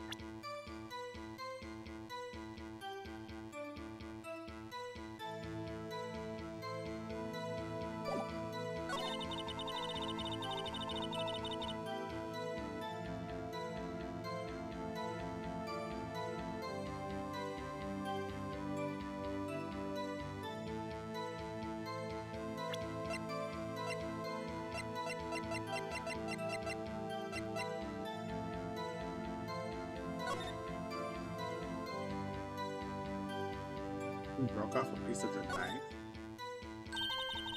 Small tag on the knife. It says so 92. That's what you mean. I'm not sure what DL6.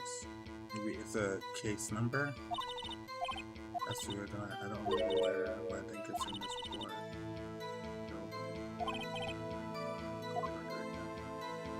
Cell 9.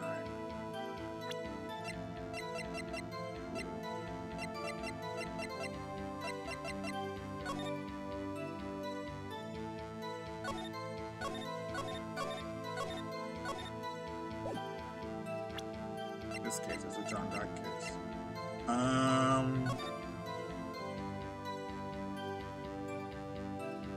Till Sam Woon died within.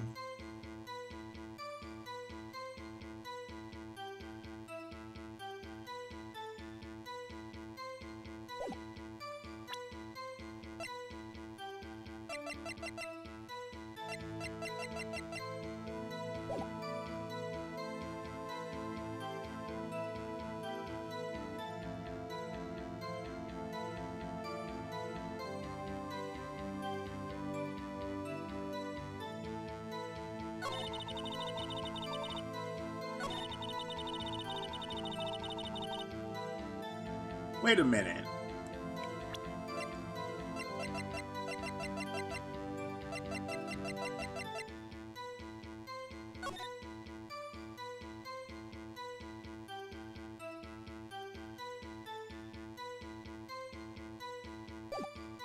If she did that,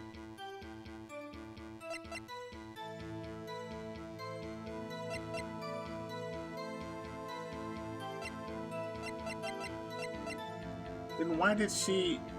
What? Objection!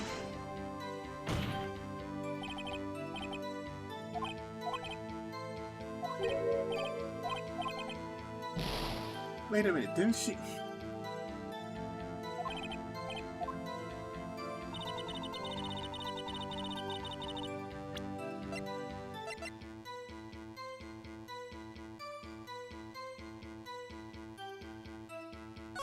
Am I remembering this wrong? This is the murder weapon, right? This is the murder weapon?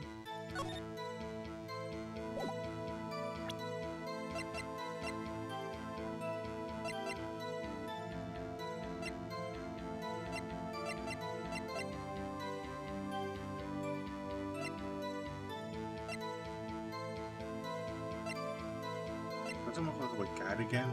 I think I might have to. Or, better yet, hold on. Now that I think about it. But didn't I already... What was I thinking last time?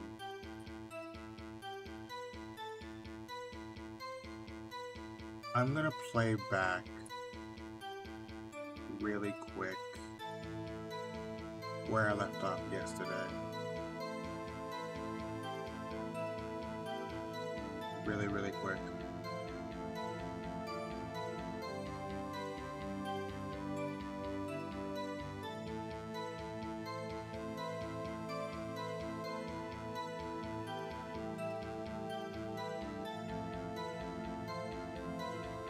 No, I didn't get past this part. This is where I was stuck. Yeah. This is where I stopped. Okay, cool. Okay. Alright. So I haven't got past this yet after all. Okay, gotcha.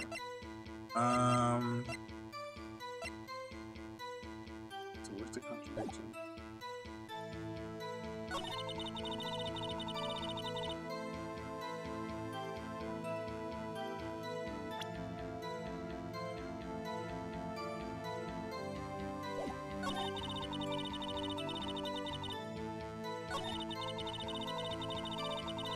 Let's try this again.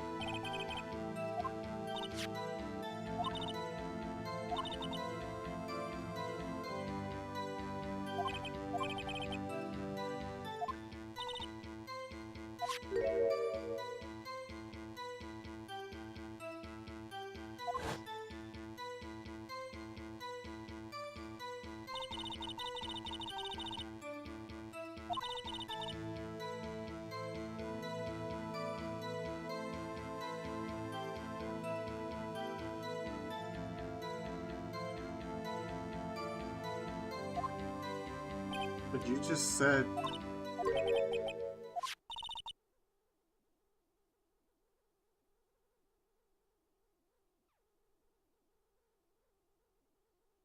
Wasn't the testimony that... Wasn't the testimony...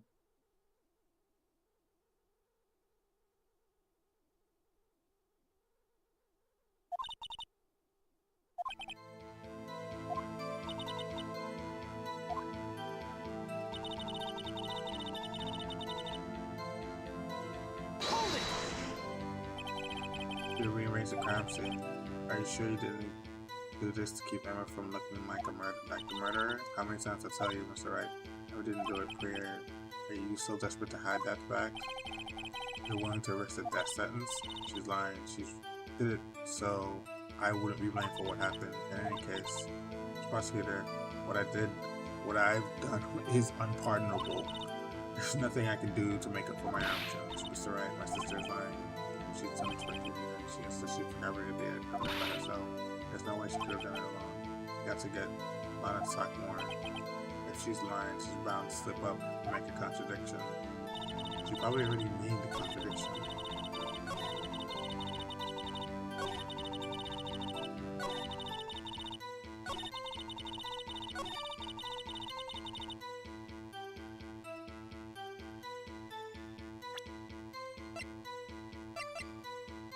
Man.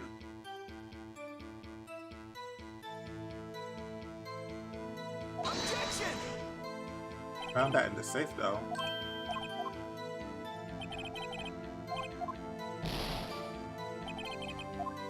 Okay, fine. That doesn't work. Okay. She fabricated the evidence by herself despite the fact that I found a piece of cloth inside that man's safe. But okay. I broke off a simple dark sign. That's inside the body.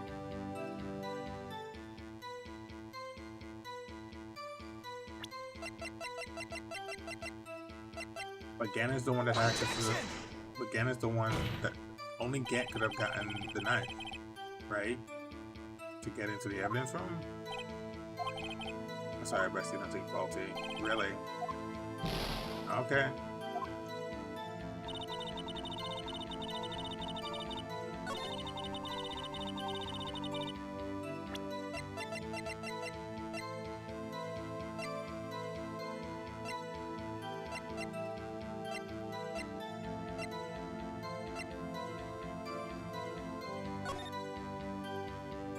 So like she's the one that answered the evidence room and then took it, right?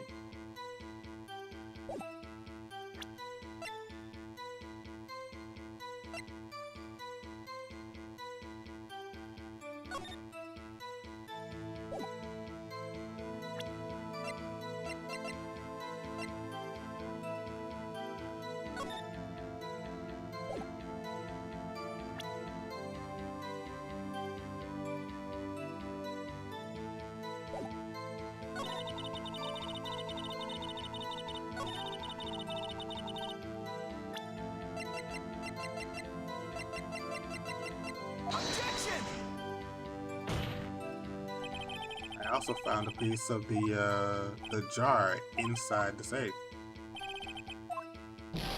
Alright, I'm looking this up. What do they want me to say? Where's the contradiction? Hold on, give me a second. Game facts. Where's the actual contradiction?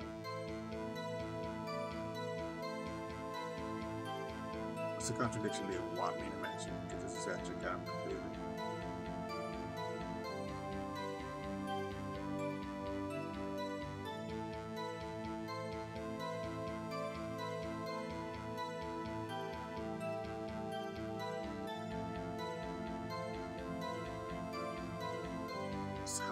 How's the closest thing I'm gonna get to this? Oh, let me type it in. Right. Okay.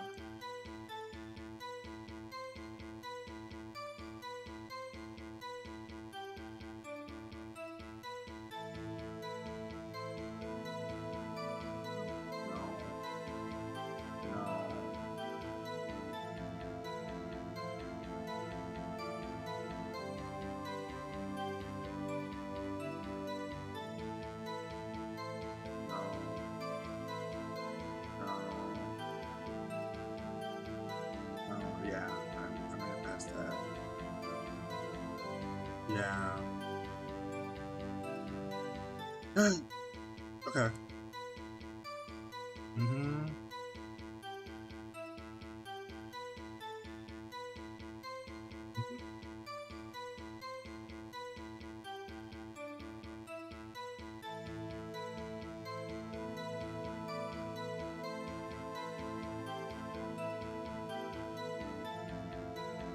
Emma's was proof to show that she was lying to the season's part. Yes. Of course, they did. She's the person who discovered it. She said she will say she will Emma's person. Challenge's sister Dyke was killed. She goes and she asks Constance to tell her woke up to tip.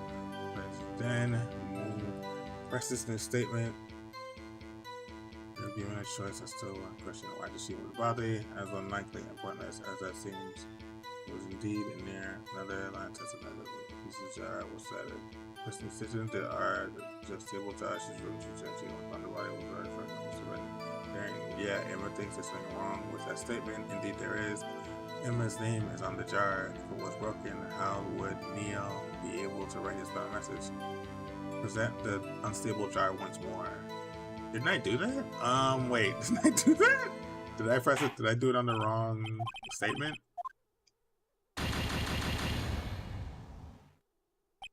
I must have done it on the wrong statement. I did it on the wrong statement, most likely. Damn. Okay, fine. Fine.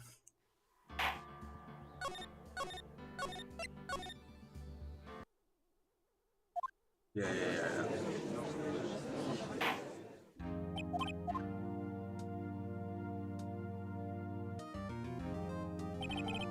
South Sky, you have prosecutor. Yeah. We're gonna sprint through this.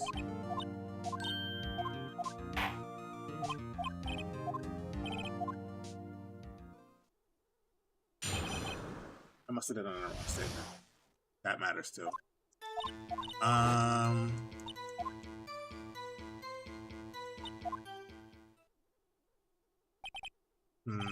you sure it's with testimony? Yeah.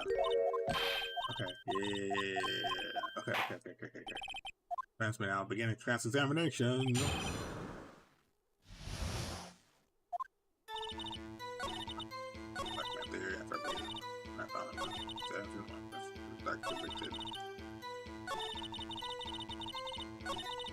It's this one right now. He's pressing on this one. You say you did it all by yourself. Yes. Would you win? Yeah.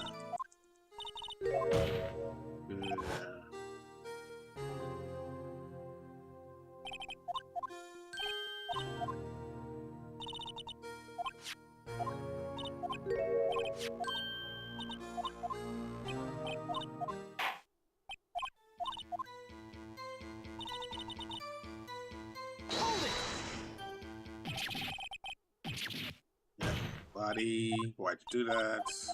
Yeah. Why did you move the body? Yeah.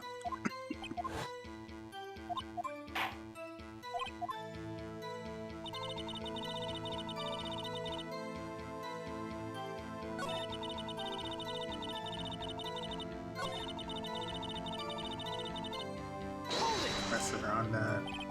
Who's dry? Yes. First off, the front body job was already fucking.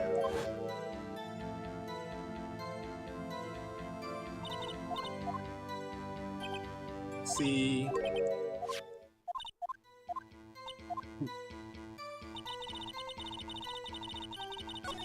So what happens if I put the jar here? Objection! On that statement, Sky, I understand how you feel. You committed that crime 2 years ago to protect your sister. You mean the forgery at the scene where Neil Marshall was murdered? If that truth were to be exposed now, the past 2 years of your life will have been in vain. Even so, I am compelled to bring to everyone's attention a significant contradiction within your testimony. Contradiction in my testimony? You testified, and I quote, "The pieces of the jar that shattered through the events threatened my plan." That's right. Do you have a problem with that? It's simple oversight, really. You see, a message was written on this jar with the victim's blood. Yes, the prosecution must have written it in his final moments. Wait, she admits that? The prosecutor must have written it in his final moments? She admits that?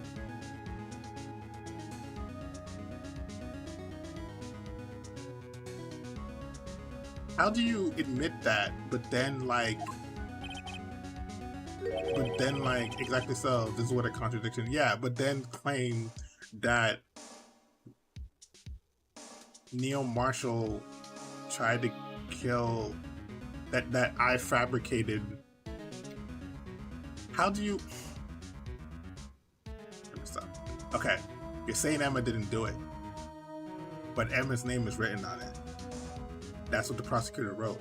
So how do you claim that Emma didn't do it when the prosecutor who died wrote it? Why are you?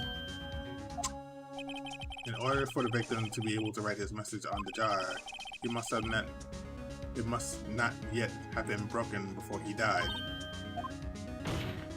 Oh wait, he couldn't have written Emma's name on a shattered jar. Oh, that's a good point. Oh, okay, that's the contradiction. Yeah, that's a good point. Yeah, he's right. Yeah, that's a good point. How are you gonna write a name if it happened? If the crime happened right before he died, you're saying that the jar was already shattered. Okay, I see it now. Your Honor, it would appear more information is needed in regard to this jar and its bloody message. Okay, I got you. You're missing something critical here. That is the contradiction. Something critical. I can't believe I missed that. That's fucked up. Chief Prosecutor, it seems you're in the dark as we are about the truth towards which we're headed. What? Just tell us exactly what you saw. We'll piece together the information to arrive at the truth. Very well. The witness may now continue her testimony. How did I not see that? Oh my god. Oh my god. Oh my god. Am I okay? I immediately noticed the blood traces on the jar, but it was dark in the room. I didn't have time to check it out. To be safe, I wiped away the blood. The fragments were large, so I'm sure I got them all. All I could think about was wiping them clean before they were discovered. You mean you were the one who wiped away the message in blood? I wasn't chief prosecutor at the time. She didn't think Dark was the real murderer. That's why she tried to erase the real evidence. Very well. The defense may now begin this cross-examination. That's crazy. I immediately noticed the traces of blood, the blood traces on the jar. So the jar was already broken. It's a miracle the thing hadn't broken. That thing hadn't broken earlier. Certainly it looks as feeble as the defense case, but not as feeble as the judge's judgment. You're an ace detective who never missed a detail. Do you really expect us to believe you didn't investigate what was written on the jar pieces? Normally I would have, but it was dark in the room. I didn't have time to check it out. I just turned on the lights. So you didn't know your sister's name was written on the jar? No. If I had known, I would have gathered all the pieces and ground them to dust. How do you, Lana? You do that for me? It seems you two might make up yet. Anyways, I just barely had enough time to move the body as it was. If someone happened upon the scene, you'd lose your chance to erase the evidence. You must have been in a hurry. I was. You knew how to destroy the evidence before anyone came. This is rather shocking. To be safe, I wiped away the blood. How did you wipe away the blood while the lights are on? I'm afraid this action of yours reveals what really happened. What do you mean? If you really thought Dark killed the prosecutor Marshall, you wouldn't have wiped away the blood. What else could I have done in that situation? Lana, I only had a few moments. There wasn't enough time for me to do anything else but gather up the pieces. The fragments were large, so I'm sure I got them all. You wiped away the blood but you couldn't see? But how could you see with the power out? It should have been pitch black in that office, right? Exactly. The detective is always prepared, Mr. Wright. Even now, I always carry a pocket light and a camera with me.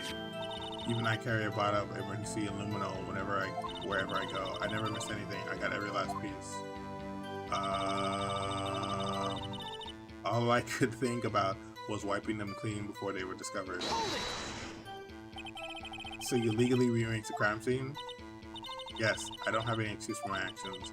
I'm sorry, Lana, I didn't know. I treated you so badly all this time. It's not too late. There's still plenty of time to make up. After we've gotten to the bottom of this incident. No doubt this day will leave a permanent stain on the history of the prosecutor's office. More contradictions have surfaced in her testimony. Yeah, this is really putting up a fight. She must really care about you. Still, she's not doing this the right way. I think I finally figured out the contradictions of her testimony. It's one fight possibility that might turn everything around.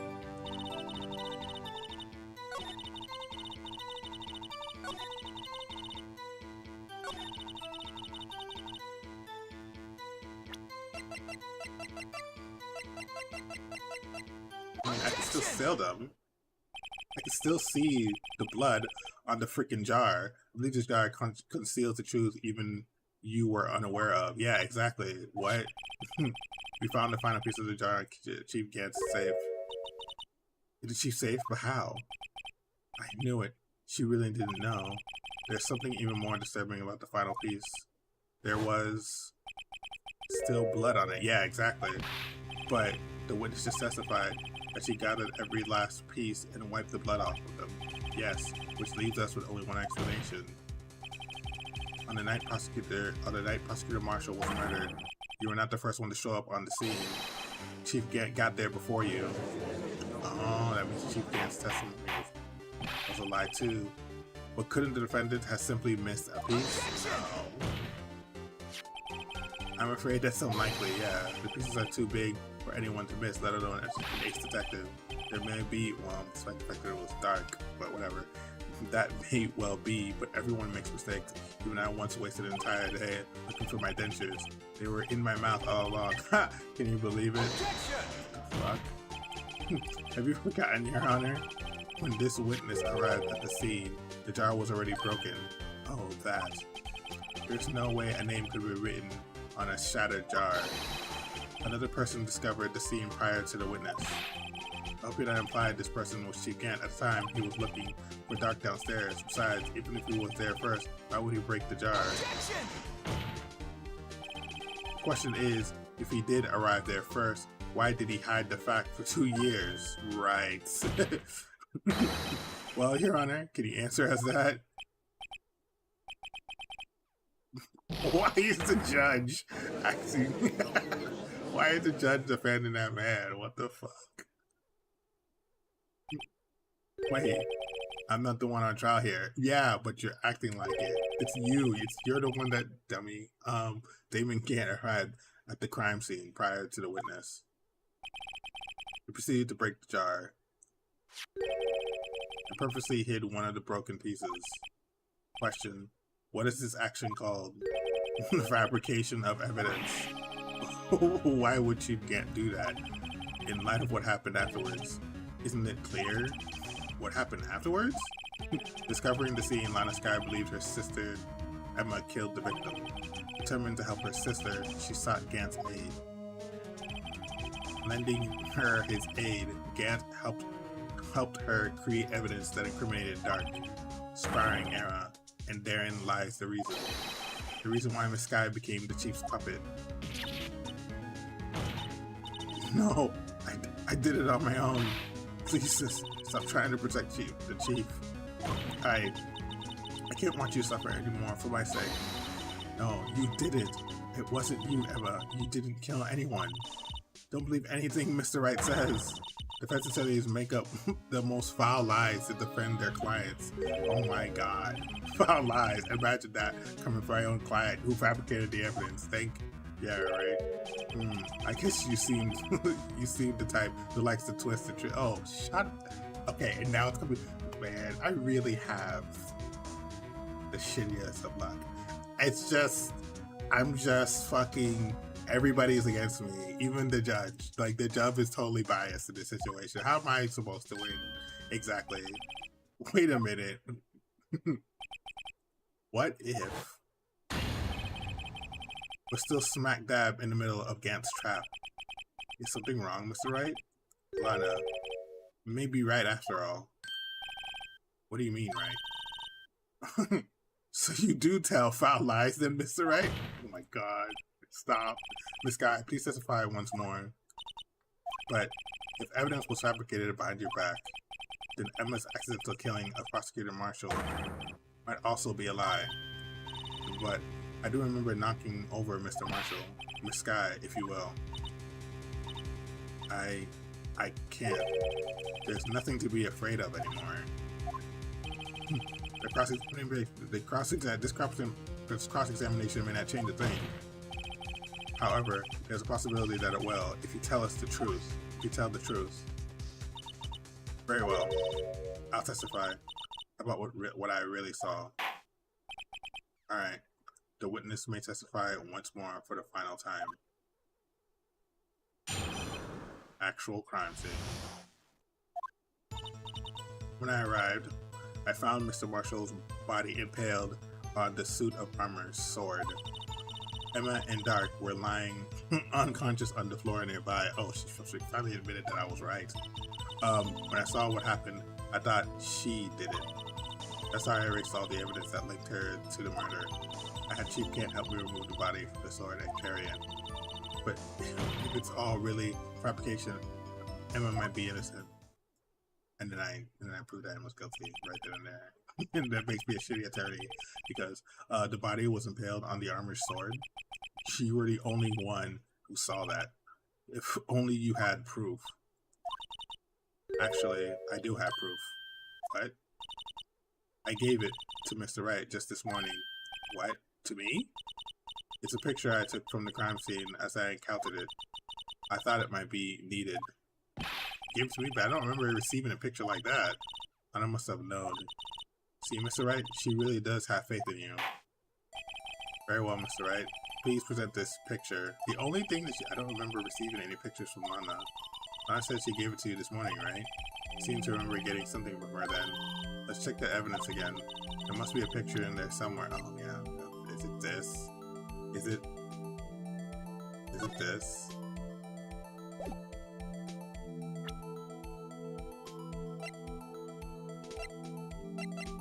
The thing she gave me.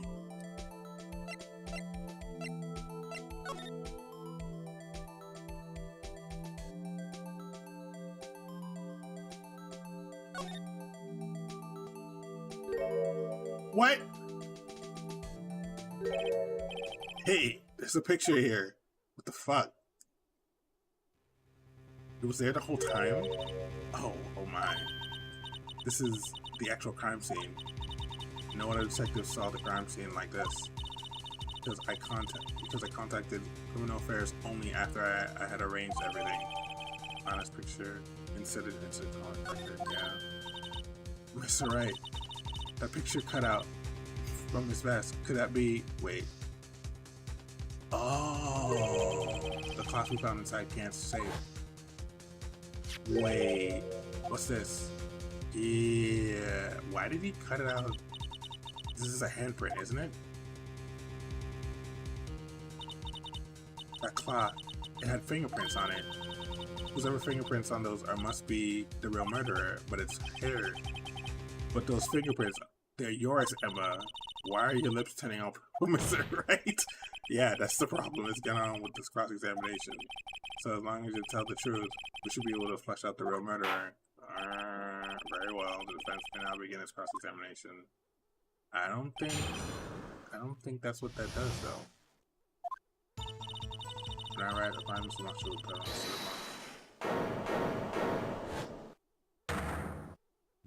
Where the fuck did you come from, buddy? Come out, Ugly. This is the poorest of a trial I've ever seen. Chief Gant. What? Now you want to make me out as the bad guy too? If so, I'd like to put in a word or two in my defense. I'm afraid it's too late for that. Yeah, you left, dude. What the fuck? You already declined to testify. Yeah, why are you here? That means you forfeited your right to make statements of any sort. Yeah, get the fuck out of here. That's what you did. There must be that risk we were talking about earlier. Just sit back and relax. Yeah, and enjoy the sound of the noose tightening around your own neck. Yeah, that you did. Yeah, you're such a dumbass.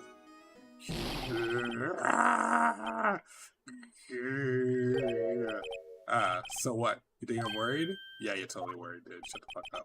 Sorry to disappoint you, but I don't need to make any statements. What do you mean? Your evidence will do all the talking for me. Even if I can't testify, I can still present evidence. Yes, that's true. Wait, you mean you still have some conclusive evidence? No, I don't. But someone does.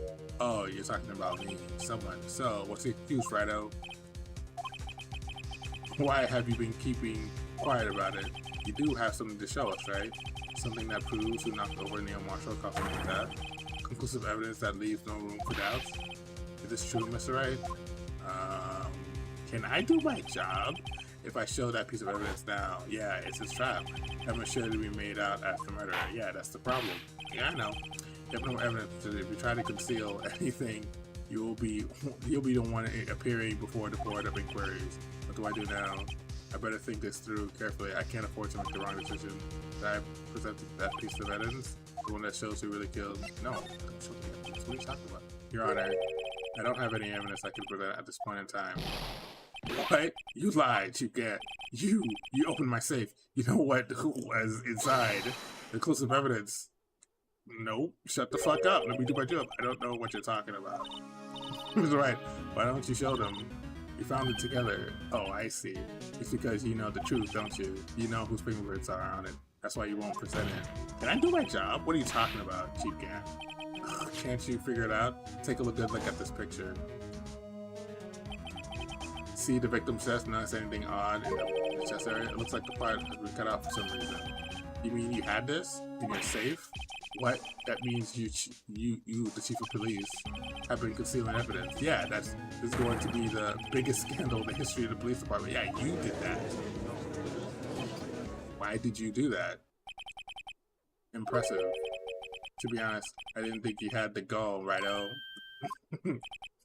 Well, I can't just let you pin me up as the murderer. I'll tell you what really happened. God, what? You mean you admit it? Is he testifying right now? He's not supposed to do that. Sorry. When I was the first person to arrive at the crime scene that day, it then occurred to me I could use the situation to control Lana. But like, why are you testifying? You're testifying right now. Why are you testifying? Why are you testifying? So you really were manipulating her. I knew, Lana. I made it look like the blame lay with her sister. Then when she saw the scene, she would ask me for my aid. She assisted Miss Guy. I told her to arrange all the evidence. I had her plant it in the victim's body and move the body across the room. And ended up using the evidence to get Joe Dart convicted. When I tampered with the crime scene, I hid 2 pieces of evidence. This was before Lana arrived at the scene, mind you. 2 pieces of evidence? You mean those items in your safe? But why? For the insurance. Of course. Insurance? I was sure my plan would work, but it's always best to be prepared for the worst. I wasn't about to let anyone blame me for the murder that girl committed. Oh my god. You mean you were calculating that far ahead while forging the evidence? What do you take me for? A fool? I didn't make chief of police police chief by dumb luck. See that jar? See this jar fragment? I hit the most legible part of Emma's name. I didn't expect Lana to go and wipe the blood off all the pieces. But if you fabricated all the evidence, what's to say you didn't fabricate the message on this jar too? Some people just don't know when to quit, do they? That's why I kept one more item just for insurance. You mean that piece of cloth? Come on, Righto. Cough it up already. I know you have it. What are you waiting for, Mr. Wright? So you admit to it then, Chief Cat, that you were hiding the cloth you cut from the victim's breast in your safe. Yes, I admit it. I didn't want to have to do that, being chief and all. But it's a lot better than being portrayed as a murderer. Well, Mr. Wright, what do you have to say for yourself? Just a moment ago, you say you didn't have any evidence you could present. Foolish move, Righto. Should have shown it then before it was too late. It's been a long battle. But the moment of truth has finally arrived. Oh god, they're gonna force it. As long as I don't mess up here.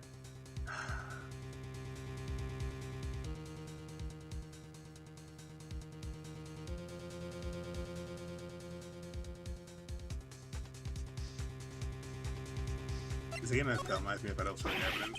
No, it's too late to show the evidence now. Besides, even if I did, it just exposed that girl, the poor girl's fingertips. Right.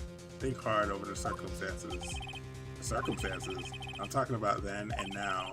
There's one major difference between the two. Weren't you waiting for that difference? So, that's what figured out the plan. Oh, I was wrong. That's right. This is the only chance. Yeah. Alright then, let's see this conclusive evidence. The evidence that shows it. It's fine. You can penalize me anyways. Let me verify this once more. On the day of the crime, you personally cut out this piece of the victim's vest? Oh yes. At last you finally brought it out into the open. Yes, there's a handprint on it, on this piece of cloth. Your Honor, the prosecution requests to be immediately sent to the lab for analysis. This handprint on the leather. This must have been a strong impact for it to be left so clearly. You mean it could not have been forged? It must be authentic exclusive evidence. Oh God. You're so slow on the uptake as ever, Worthy. What? Think about it. Wright has had all this time to present this evidence. Yet he was reluctant to do so. Why would that be? You mean you already know? Yeah, I already know. Whose fingerprints are on that? Yeah, Mr. Wright. Do you really know? Yes, I know. What the fuck? Whoever the fingerprint belongs to must be the real murderer. Whose fingerprints are they? It's fucking Emma's, dude. Very well. I'll tell you. It should be okay now. Everything is proceeding as predicted. The person whose fingerprint belongs to is us. Emma? Emma Sky? What? They're mine? I'm sorry, Emma, but why? Why didn't you tell me? Because they'll think you're a murderer, stupid. You really are something, Righto. You knew this girl did it all along, and you still tried to pin the murder on me. So it's true, tragic, but true. This girl really did shove Prosecutor Marshall to his death. How could you monster? Miss Sky, you knew whose fingerprints those were all along, yet you acted like she really didn't. No. Miss Sky, it's not over yet. What? I said this trial isn't over yet. But I'm afraid it is over, boy. Not only this trial, but your career too. No, dude, shut up. You purposely concealed this conclusive evidence. That, my friend, is a serious offense. I'm looking forward to pressing charges after the defendant is convicted. I'll have your badge, boy. Oh, God. What's the matter? Cat got your tongue? Are you going to tell us how it feels? How it feels to be the one who single-handedly turned a poor little girl into a murderer? Oh my God. Shut the fuck up, bro. Before I do that, there's just one little thing I have to clear up. Oh, and what's that? Who's really killed Prosecutor Neil Marshall? What? Chief Gant, you're absolutely right. This piece of cloth proves who the real murderer is. Who killed Neil Marshall, you ask? It was Emma Sky, wasn't it? No. I'm afraid that's not possible. You see, this piece of cloth contains a critical contradiction. What? A contradiction? What's this fool babbling about? I'm talking about the contradiction. One that proves who the real killer is. Mr. Wright, the piece of cloth. What could it possibly contradict? Chief Gant, your tyrannical end reigns here. Behold, the piece of evidence that contradicts this cloth.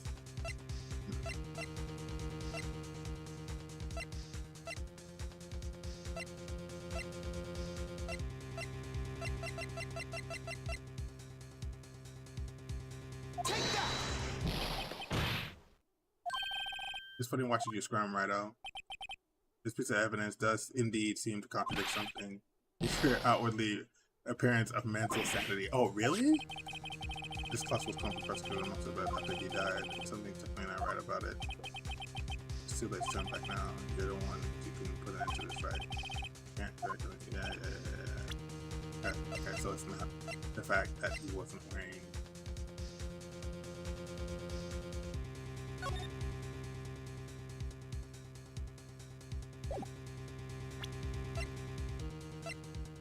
That's what I thought it was.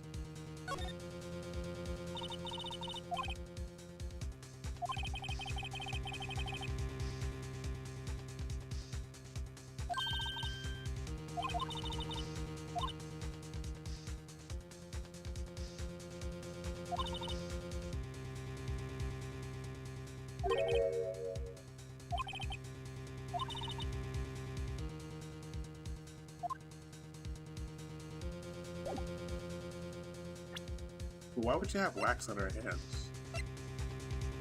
I have to find something else that has wax. That is...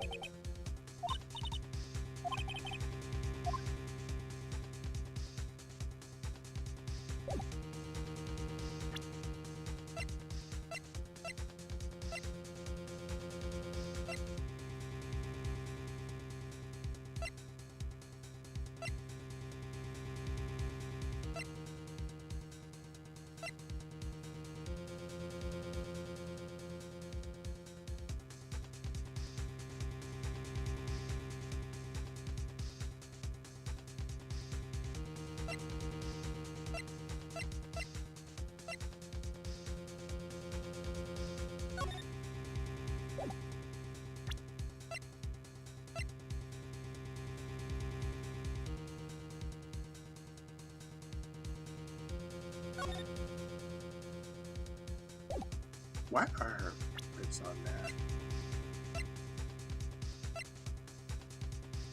Why are her prints on there?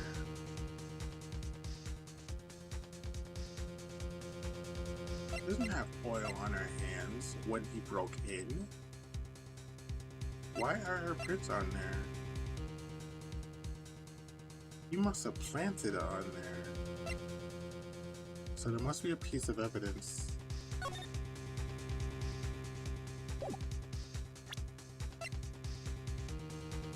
He cut it out and he put it on there, but how do I prove that?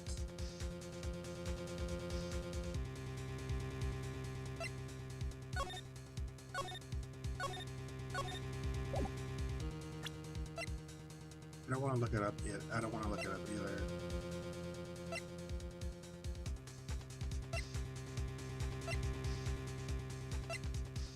Do that again.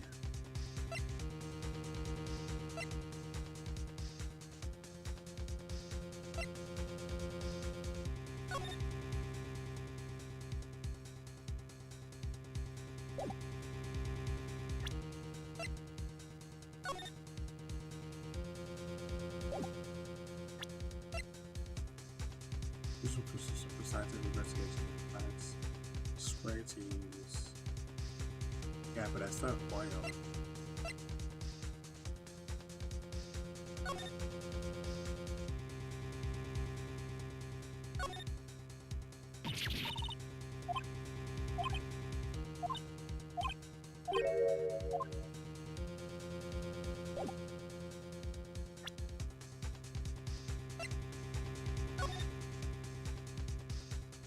Where does oil come from? This oil had to have come from... There's only one place that oil could have come from, and it had to have been...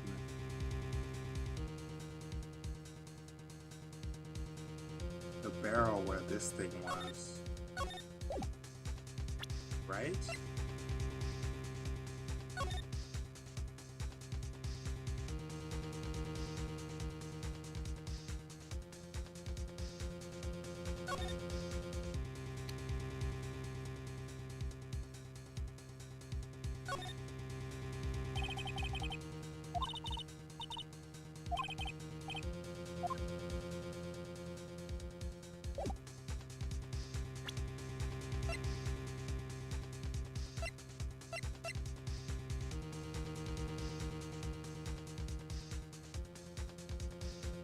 Yeah, because it looked like everyone was wearing gloves when she pushed the guy.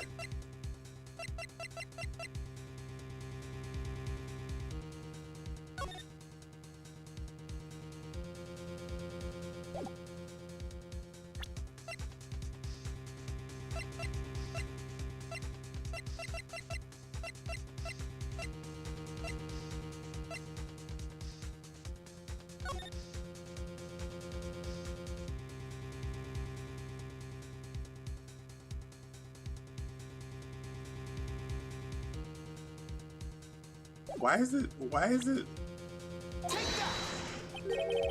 What exactly is it supposed to be? This is the picture of Miss Sky took. Take a good look at it. Yeah, why is it covered? Why is it covered in oil? Why is it not covered in blood? See where the piece of his vest was cut out? Yes. His shirt is showing underneath. It's hard to make out all the blood under his vest though. Exactly my point. His chest is soaked with blood. That's only natural. His lungs no doubt were punctured, blood pouring out of his mouth. Oh, but that piece of cloth. Yeah, it has no blood. Wait, there's no blood on it. Yeah, there's no blood on it.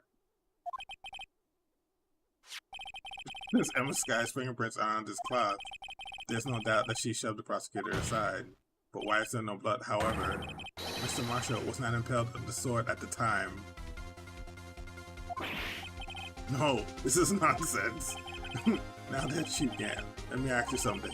Prosecutor Marshall was not impaled when he was shoved aside. He most likely hit his head on the ground and was knocked out. If so, then tell me, who could it have been? Who could have arrived at the scene before Miss Lana Sky? Picked up an unconscious prosecutor and impaled him on the armored sword.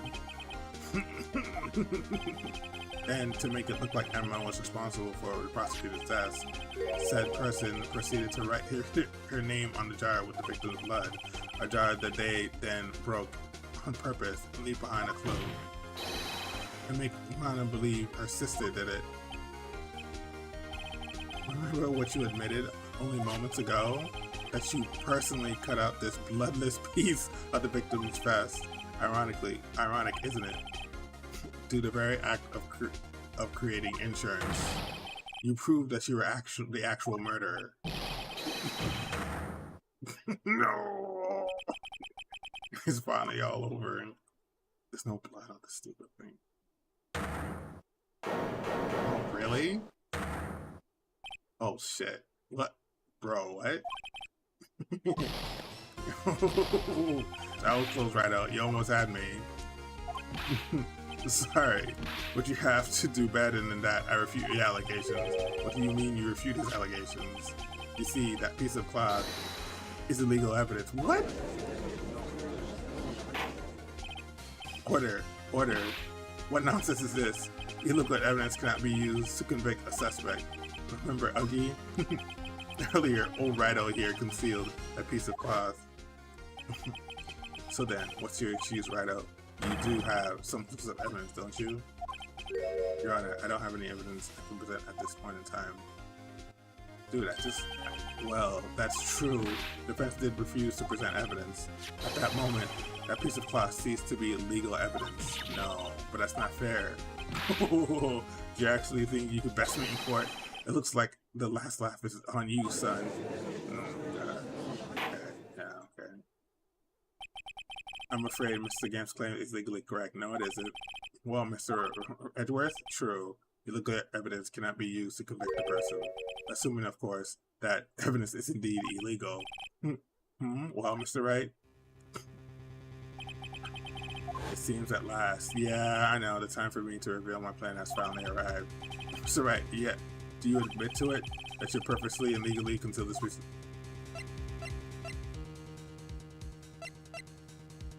No, I didn't illegally. I admit, I refused to present it at one point. So the evidence is illegal? No. No, it isn't, Mr. Gant. It is not that I didn't present the evidence then. It's that I couldn't.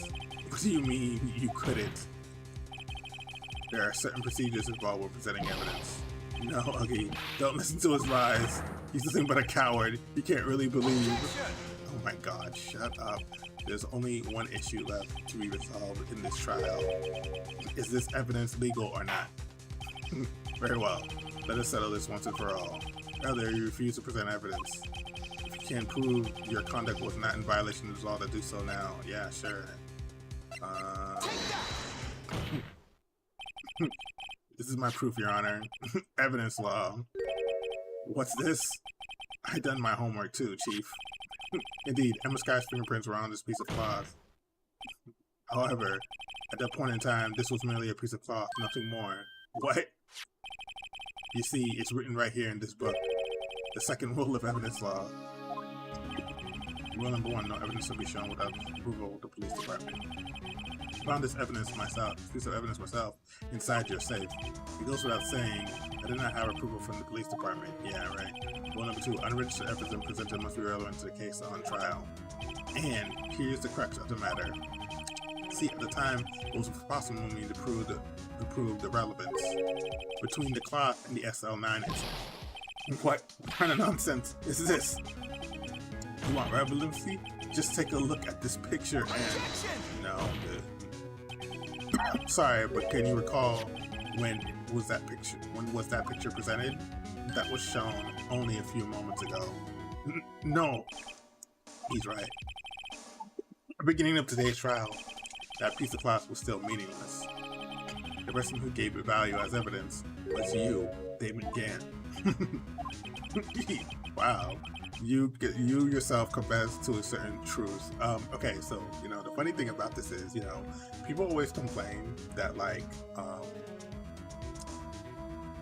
let me try to get this right. Let me try to say this the right way.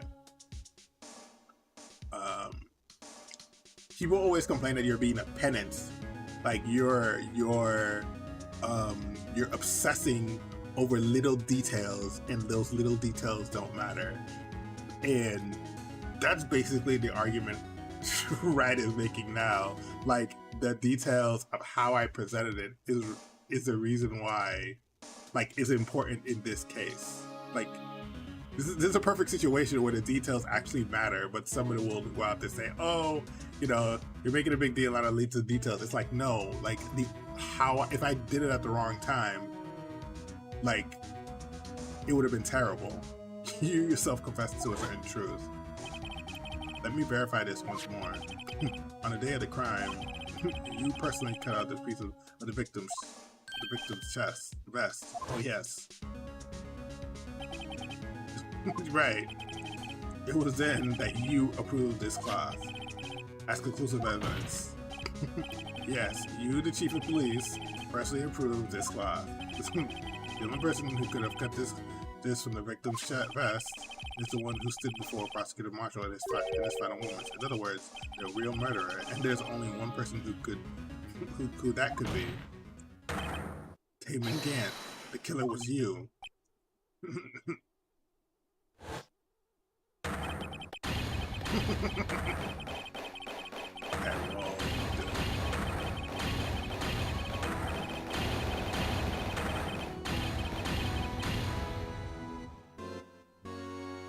Did he just die from laughter? I knew I should have gotten rid of him. That good-for-nothing scum. For 2 years, he's been snooping around the department, trying to get something on me. Crimes are being committed every day, yet he insisted on hounding me. Well, your crime wasn't exactly petty. He wanted to reinvestigate the case. He recruited Angel Star, and then convinced Bruce Goodman. Detective Goodman? Yeah, that's right. If the evidence is transferred, I'll lose my only chance to find out the truth. Please, you gotta help me. Goodman turned him down, as he ought to. Still, Jake Marshall didn't know when to quit. He stole Goodman's ID and tried to take the evidence. Goodman came to me that day. He wanted to file a lost item report. I went to him, to the evidence room. Then all of a sudden, he decided to speak out. What are you talking about, Goodman? Can you please reopen the investigation, Chief? We can't transfer the evidence out. There's too many questions left unanswered. Hey, villain, how's it going? Damn, you caught me at the end of the trial. He opened his evidence locker and he was taking the evidence out, and he said, welcome to the stream. Thanks for coming. It's not too late. I'm gonna hand all this over to Marshall. Well, to be honest, I was a bit taken aback by his words. I had a bad feeling when he came to see me, but I never thought he'd bring up SL9. That's when I saw it. The accursed knife, that accursed knife.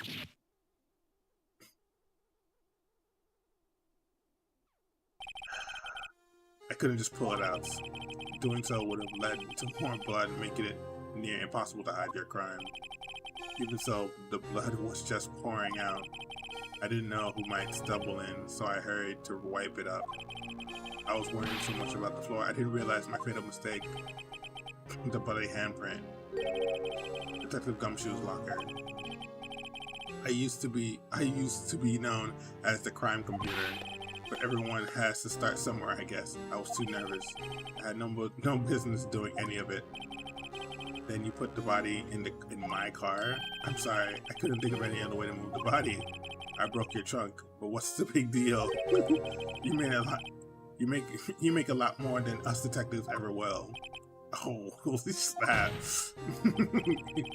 Leaving the prosecution's car aside, how could you get Miss Guy involved in all of this? Well, she had as much to lose as I did if the truth came out. So you took the evidence from Detective Goodman's locker. I felt bad for having to do it. I also didn't have the time to pick and choose what to take. Alright, I'm just thinking back at the looking at the guide earlier. How did I miss that? I need to take a look at that. So you left the jar fragments and the glove. Yeah. Looks like I was better off being an investigator of crimes than a committer.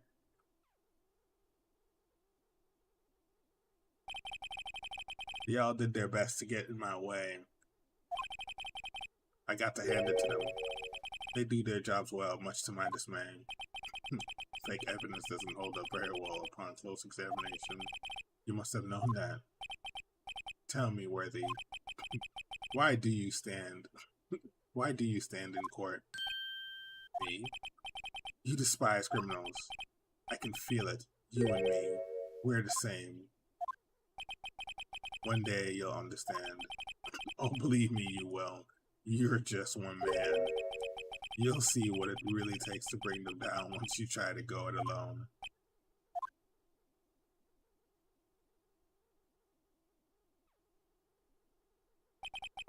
Well, looks like it's time to say goodbye. Oh, Uggy. What? Looks like we'll have to cancel that lunch date. Sorry, old friend. I'm sorry too, David Gat. I knew you as you used to be long ago. You're once a fine investigator and an example of others on the force. I'm sorry to learn that you're no longer that person. Those days are gone now. Thanks for all the memories though. Don't worry, you'll be fine. Now that you have Wright out here. And Worthy. With these two around, you can't go wrong. In fact, I can hear them already. The melanous sounds of a new beginning.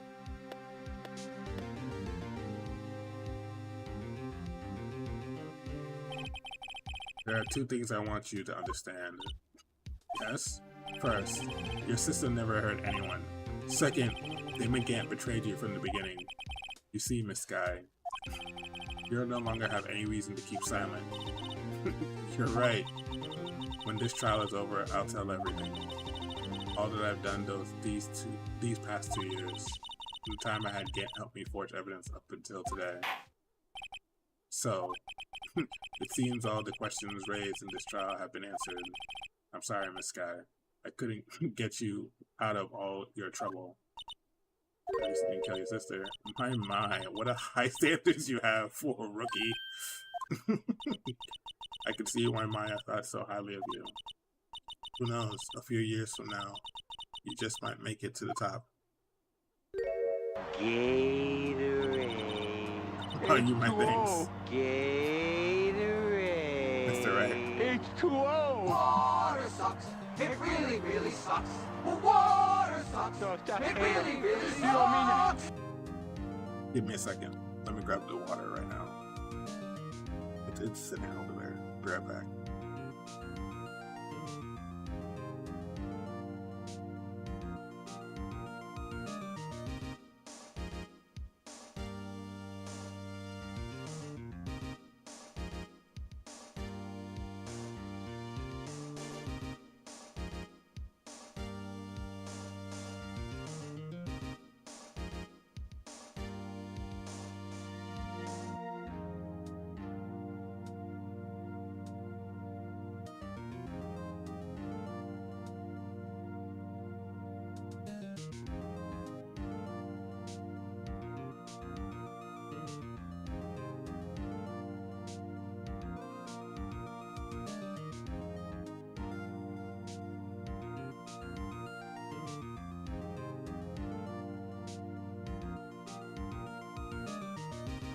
I'm too used to like not putting electrical liquids near electrical equipment.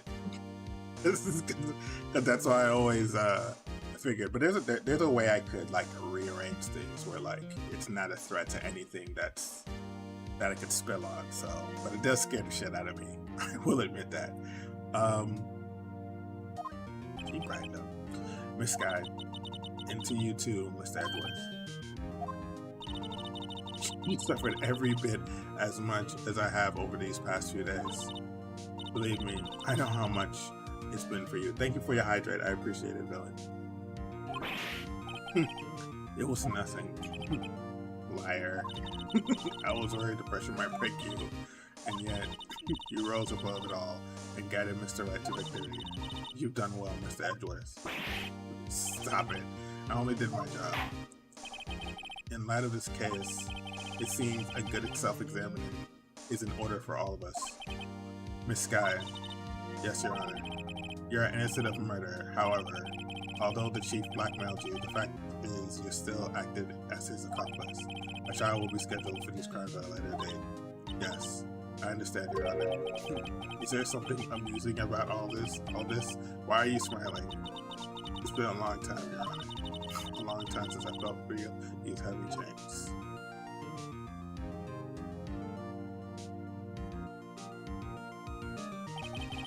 Well, this trial has gone on far too long already. Regarding the charge of murder, this court finds the defendant, Miss Lana Sky, not guilty.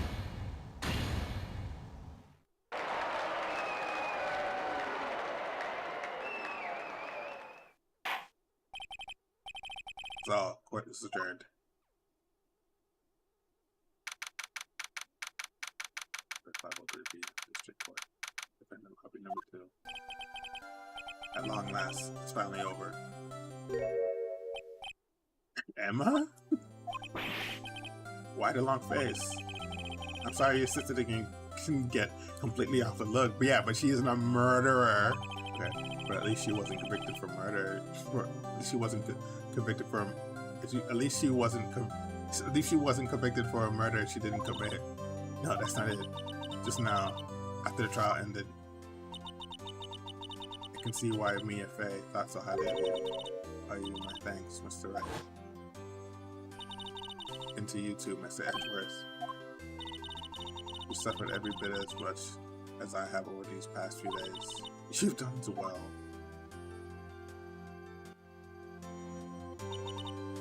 You know, I did my best too, but Ida didn't say a single word to me. Hope I'm not interrupting anything, pals. Come shoot?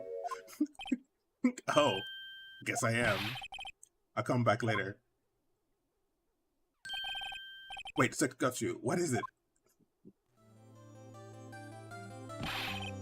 You're doing this on purpose, aren't you? Make a detective run all around while on duty. And top it all off, you can call. Top it off. You call me here. I've seen happier people at funerals. Hey, lighten up, pals. I'm only kidding. Oh, are you here because of my sister again? Nope, not this time. I came here today because of you, pal. Me? That's right. I thought you'd like to see someone. Anna, should you be doing this? She's still under arrest, you know. Well, I wouldn't tell if you won't. Emma, I owe you an apology. It's okay, sis. Don't worry about it. That day, 2 years ago, was the first time in my life I ever panicked. It was all I could do to keep myself from screaming. All I could think about was keeping you from getting wrapped up in that mess. Sis, I asked Gant to help me cover up the truth. I thought I was doing it for your sake, but now I realize I was wrong. I changed after that day. I had to. It was the only way I could make it through the past 2 years. I knew how much I was hurting you by distancing myself, but I couldn't bring myself to tell you what I did. I was scared that you look at me with those eyes of yours. I was scared as how do you react if you knew. It says you were only doing it for me. No. Huh? I turned my back on you that day. In hiding what I believed to be the truth, I was deceiving you. Sis, I'm such a fool. It took me all this time to realize it. Emma, I'm so sorry. But sis, you don't have to apologize. I'm happy now. You're happy? Of course. You know, sis, I always knew that one day you'd come back. And now you have. So cheesy. Oh, Emma. So freaking cheesy. No one can change the past. The only thing we can do is strive to make up for our mistakes. Why must we make up for our mistakes, you ask? Because in doing so, we can find our way back to our rightful path. You know, from there that we can move forward toward a brighter future. At least that's what I felt watching you two sisters make up. Mr. Wright, Mr. Gumshoe, me? Thank you both for all that you've done. I'm sure we'll meet again someday. Isn't that right? Edgeworth. Edgeworth? Stop hiding and come over here.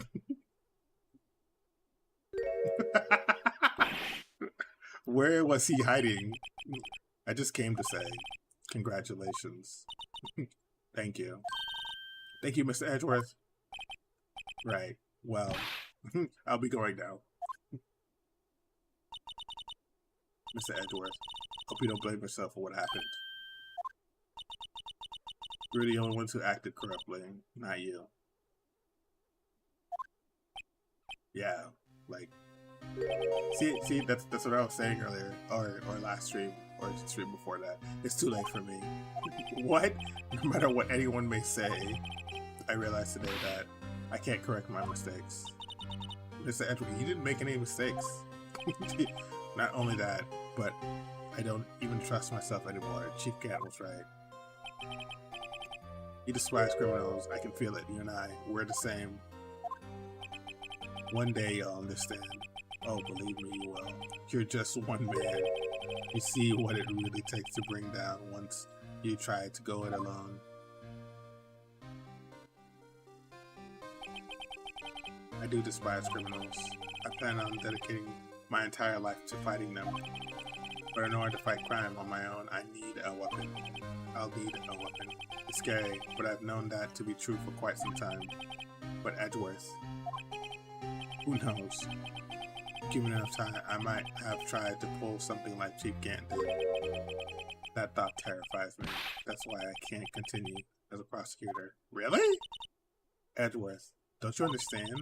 Damon Gant and your mentor, Malfred von Karma, were both the best of the best when it came to fighting crime. But they both made the same mistake. He said, in order to fight crime on my own, I need a weapon. That may be true, but think back to today's trial. You weren't alone. You're working together with Mr. Wright, and because of that partnership, you're able to present evidence that otherwise would have gone undiscovered. Isn't that right, Mr. Wright? Huh? What? Oh, yeah. What is this? A pop quiz? Mr. Wright, show what Lana's talking about. Evidence, huh? Something that neither Edwards and I would have been able to find on our own.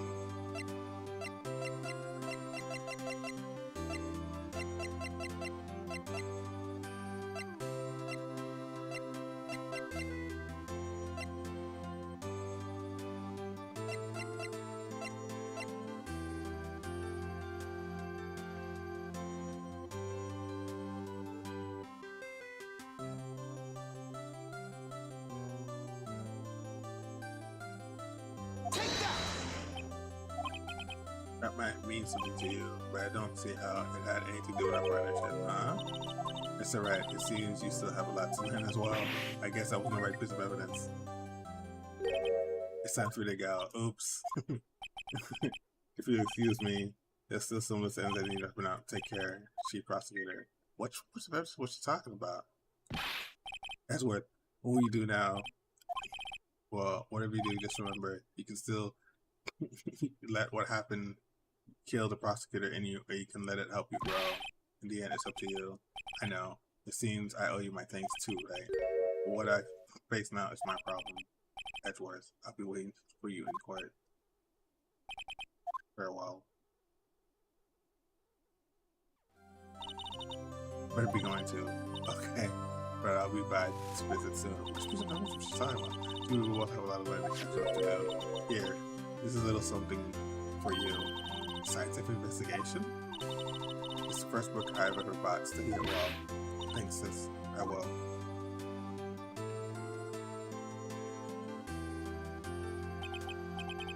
Until another case came to a close. As for the sisters, I have faith. Which piece of evidence was she talking about? Not the claw. Yeah, that was already there. Faith that lives, that their lives have only just begun. As for me, I think it's time I start on a new journey on my own, a journey to rediscover myself. Well, don't go trekking off just yet, pal. Huh? What is it, detective? There's just a little matter to be resolved about the chief prosecutor. You see, she is supposed to be out of jail like this, but I thought you said it was okay. Yeah, well, it may be okay with me, but the folks at the prison are a different story. Huh? Basically, I had to bribe a guard in order to sneak her out for 30 minutes. Believe me, it wasn't cheap either. Huh? Way to go, detective. I didn't know you had the wild side. Yeah, well. You see, Mr. Wright here is the one who will be footing the bill. Oh, great. What do you think? I can afford it with my salary? You gotta be kidding me, pal. Thank you, Mr. Wright. You're the best. Oh, God, why is it? I suddenly feel like I want to scream. Hey, I got an idea. Why don't we all go pay it off together? Yeah, that's a great idea. Come on, guys. Let's go. Objection! Oh, God. That's the entire game.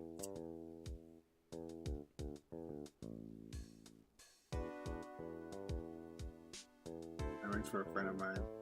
So, if we play the study, I'm going to the top corner. As for me, this affair has pretty much ended my days. I'm gonna let this play while I'll be right back.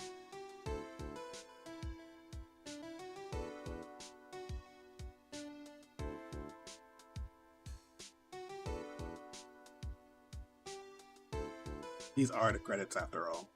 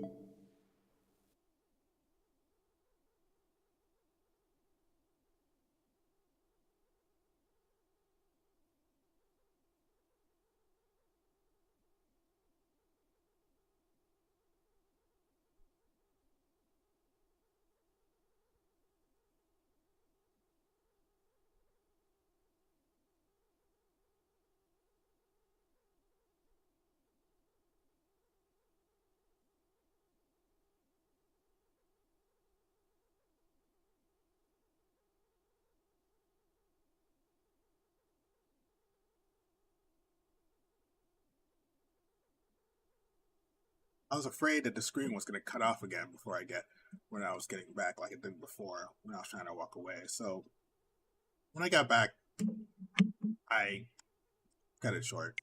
Sorry about that. Yes.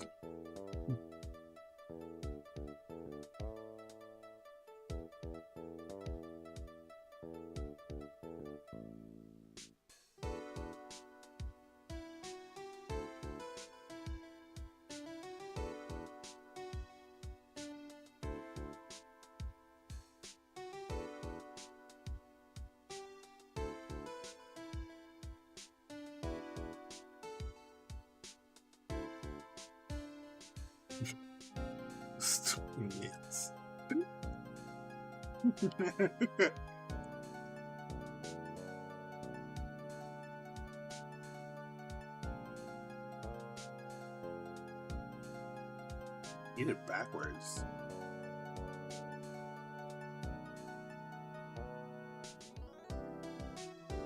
Yeah, I'll read the rest out loud.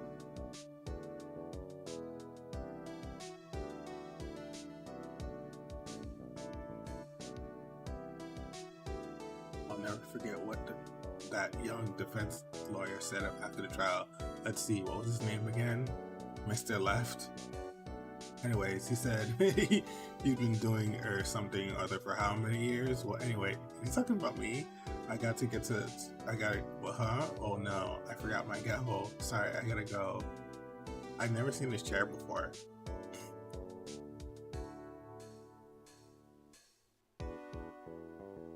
I can't control the text as it goes.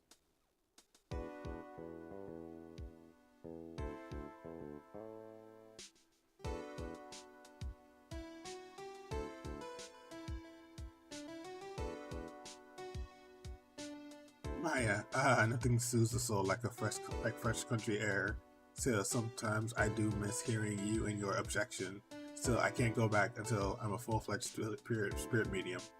Mystical Maya, afternoon training is about to begin. Coming. Well, see you around, Nick. Nick? Oh, that is my name.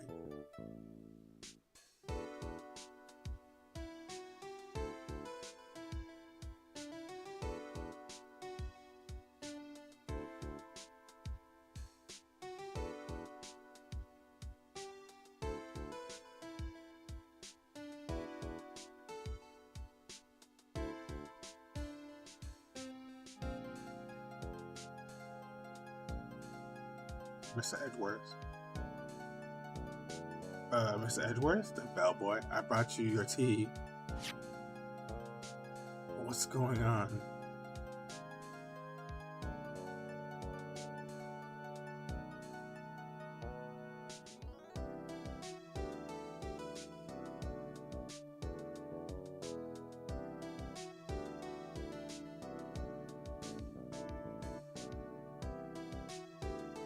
Thanks for coming to see me off. I can't believe I'm going to Europe. She's going to Europe? Thank you, Mr. Wright. Thank you so much for everything. I'm a little sad, but I'll be alright. Whenever I want to see Lana, all I have to do is open this book.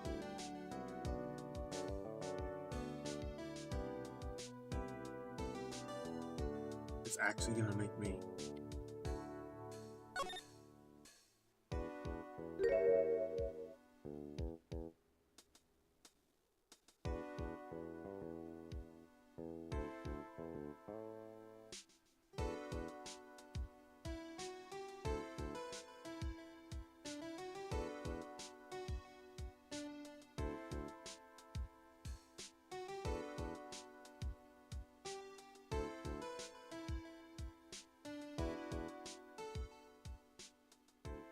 I didn't realize the intro credits were going to end there. It's going to make me save. I've never beaten this game before. I don't know what's going to make me do. Oh. Wait, that's it? That's the whole game? I thought this was a trilogy.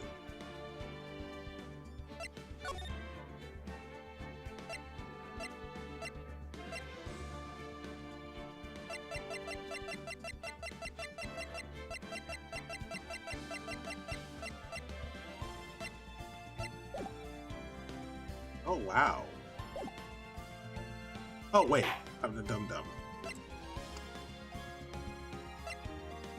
This is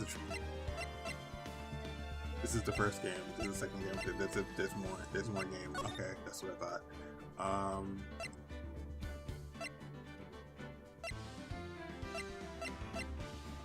Oh well, my turnabout. That's hilarious. We're not this looking. Now I'm in the stream after this. Turnabout memories. The stolen turnabout. Recipe for turnabout. Turnabout beginnings. Bridge to the turnabout.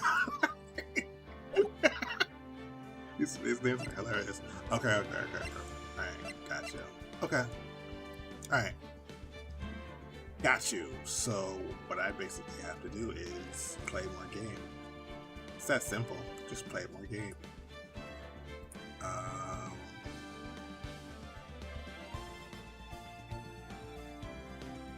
Okay, cool. If you like what you see, please follow, subscribe on YouTube and Twitch. I'm gonna be playing more Phoenix Wright until I beat all 3 games. What am I gonna say? I still hate the fact that I missed that one clue. I can't believe I missed that one clue. I hate myself. Okay, have a good night. Bye. Oh, that did not cut out like I wanted it to. God damn. Whatever.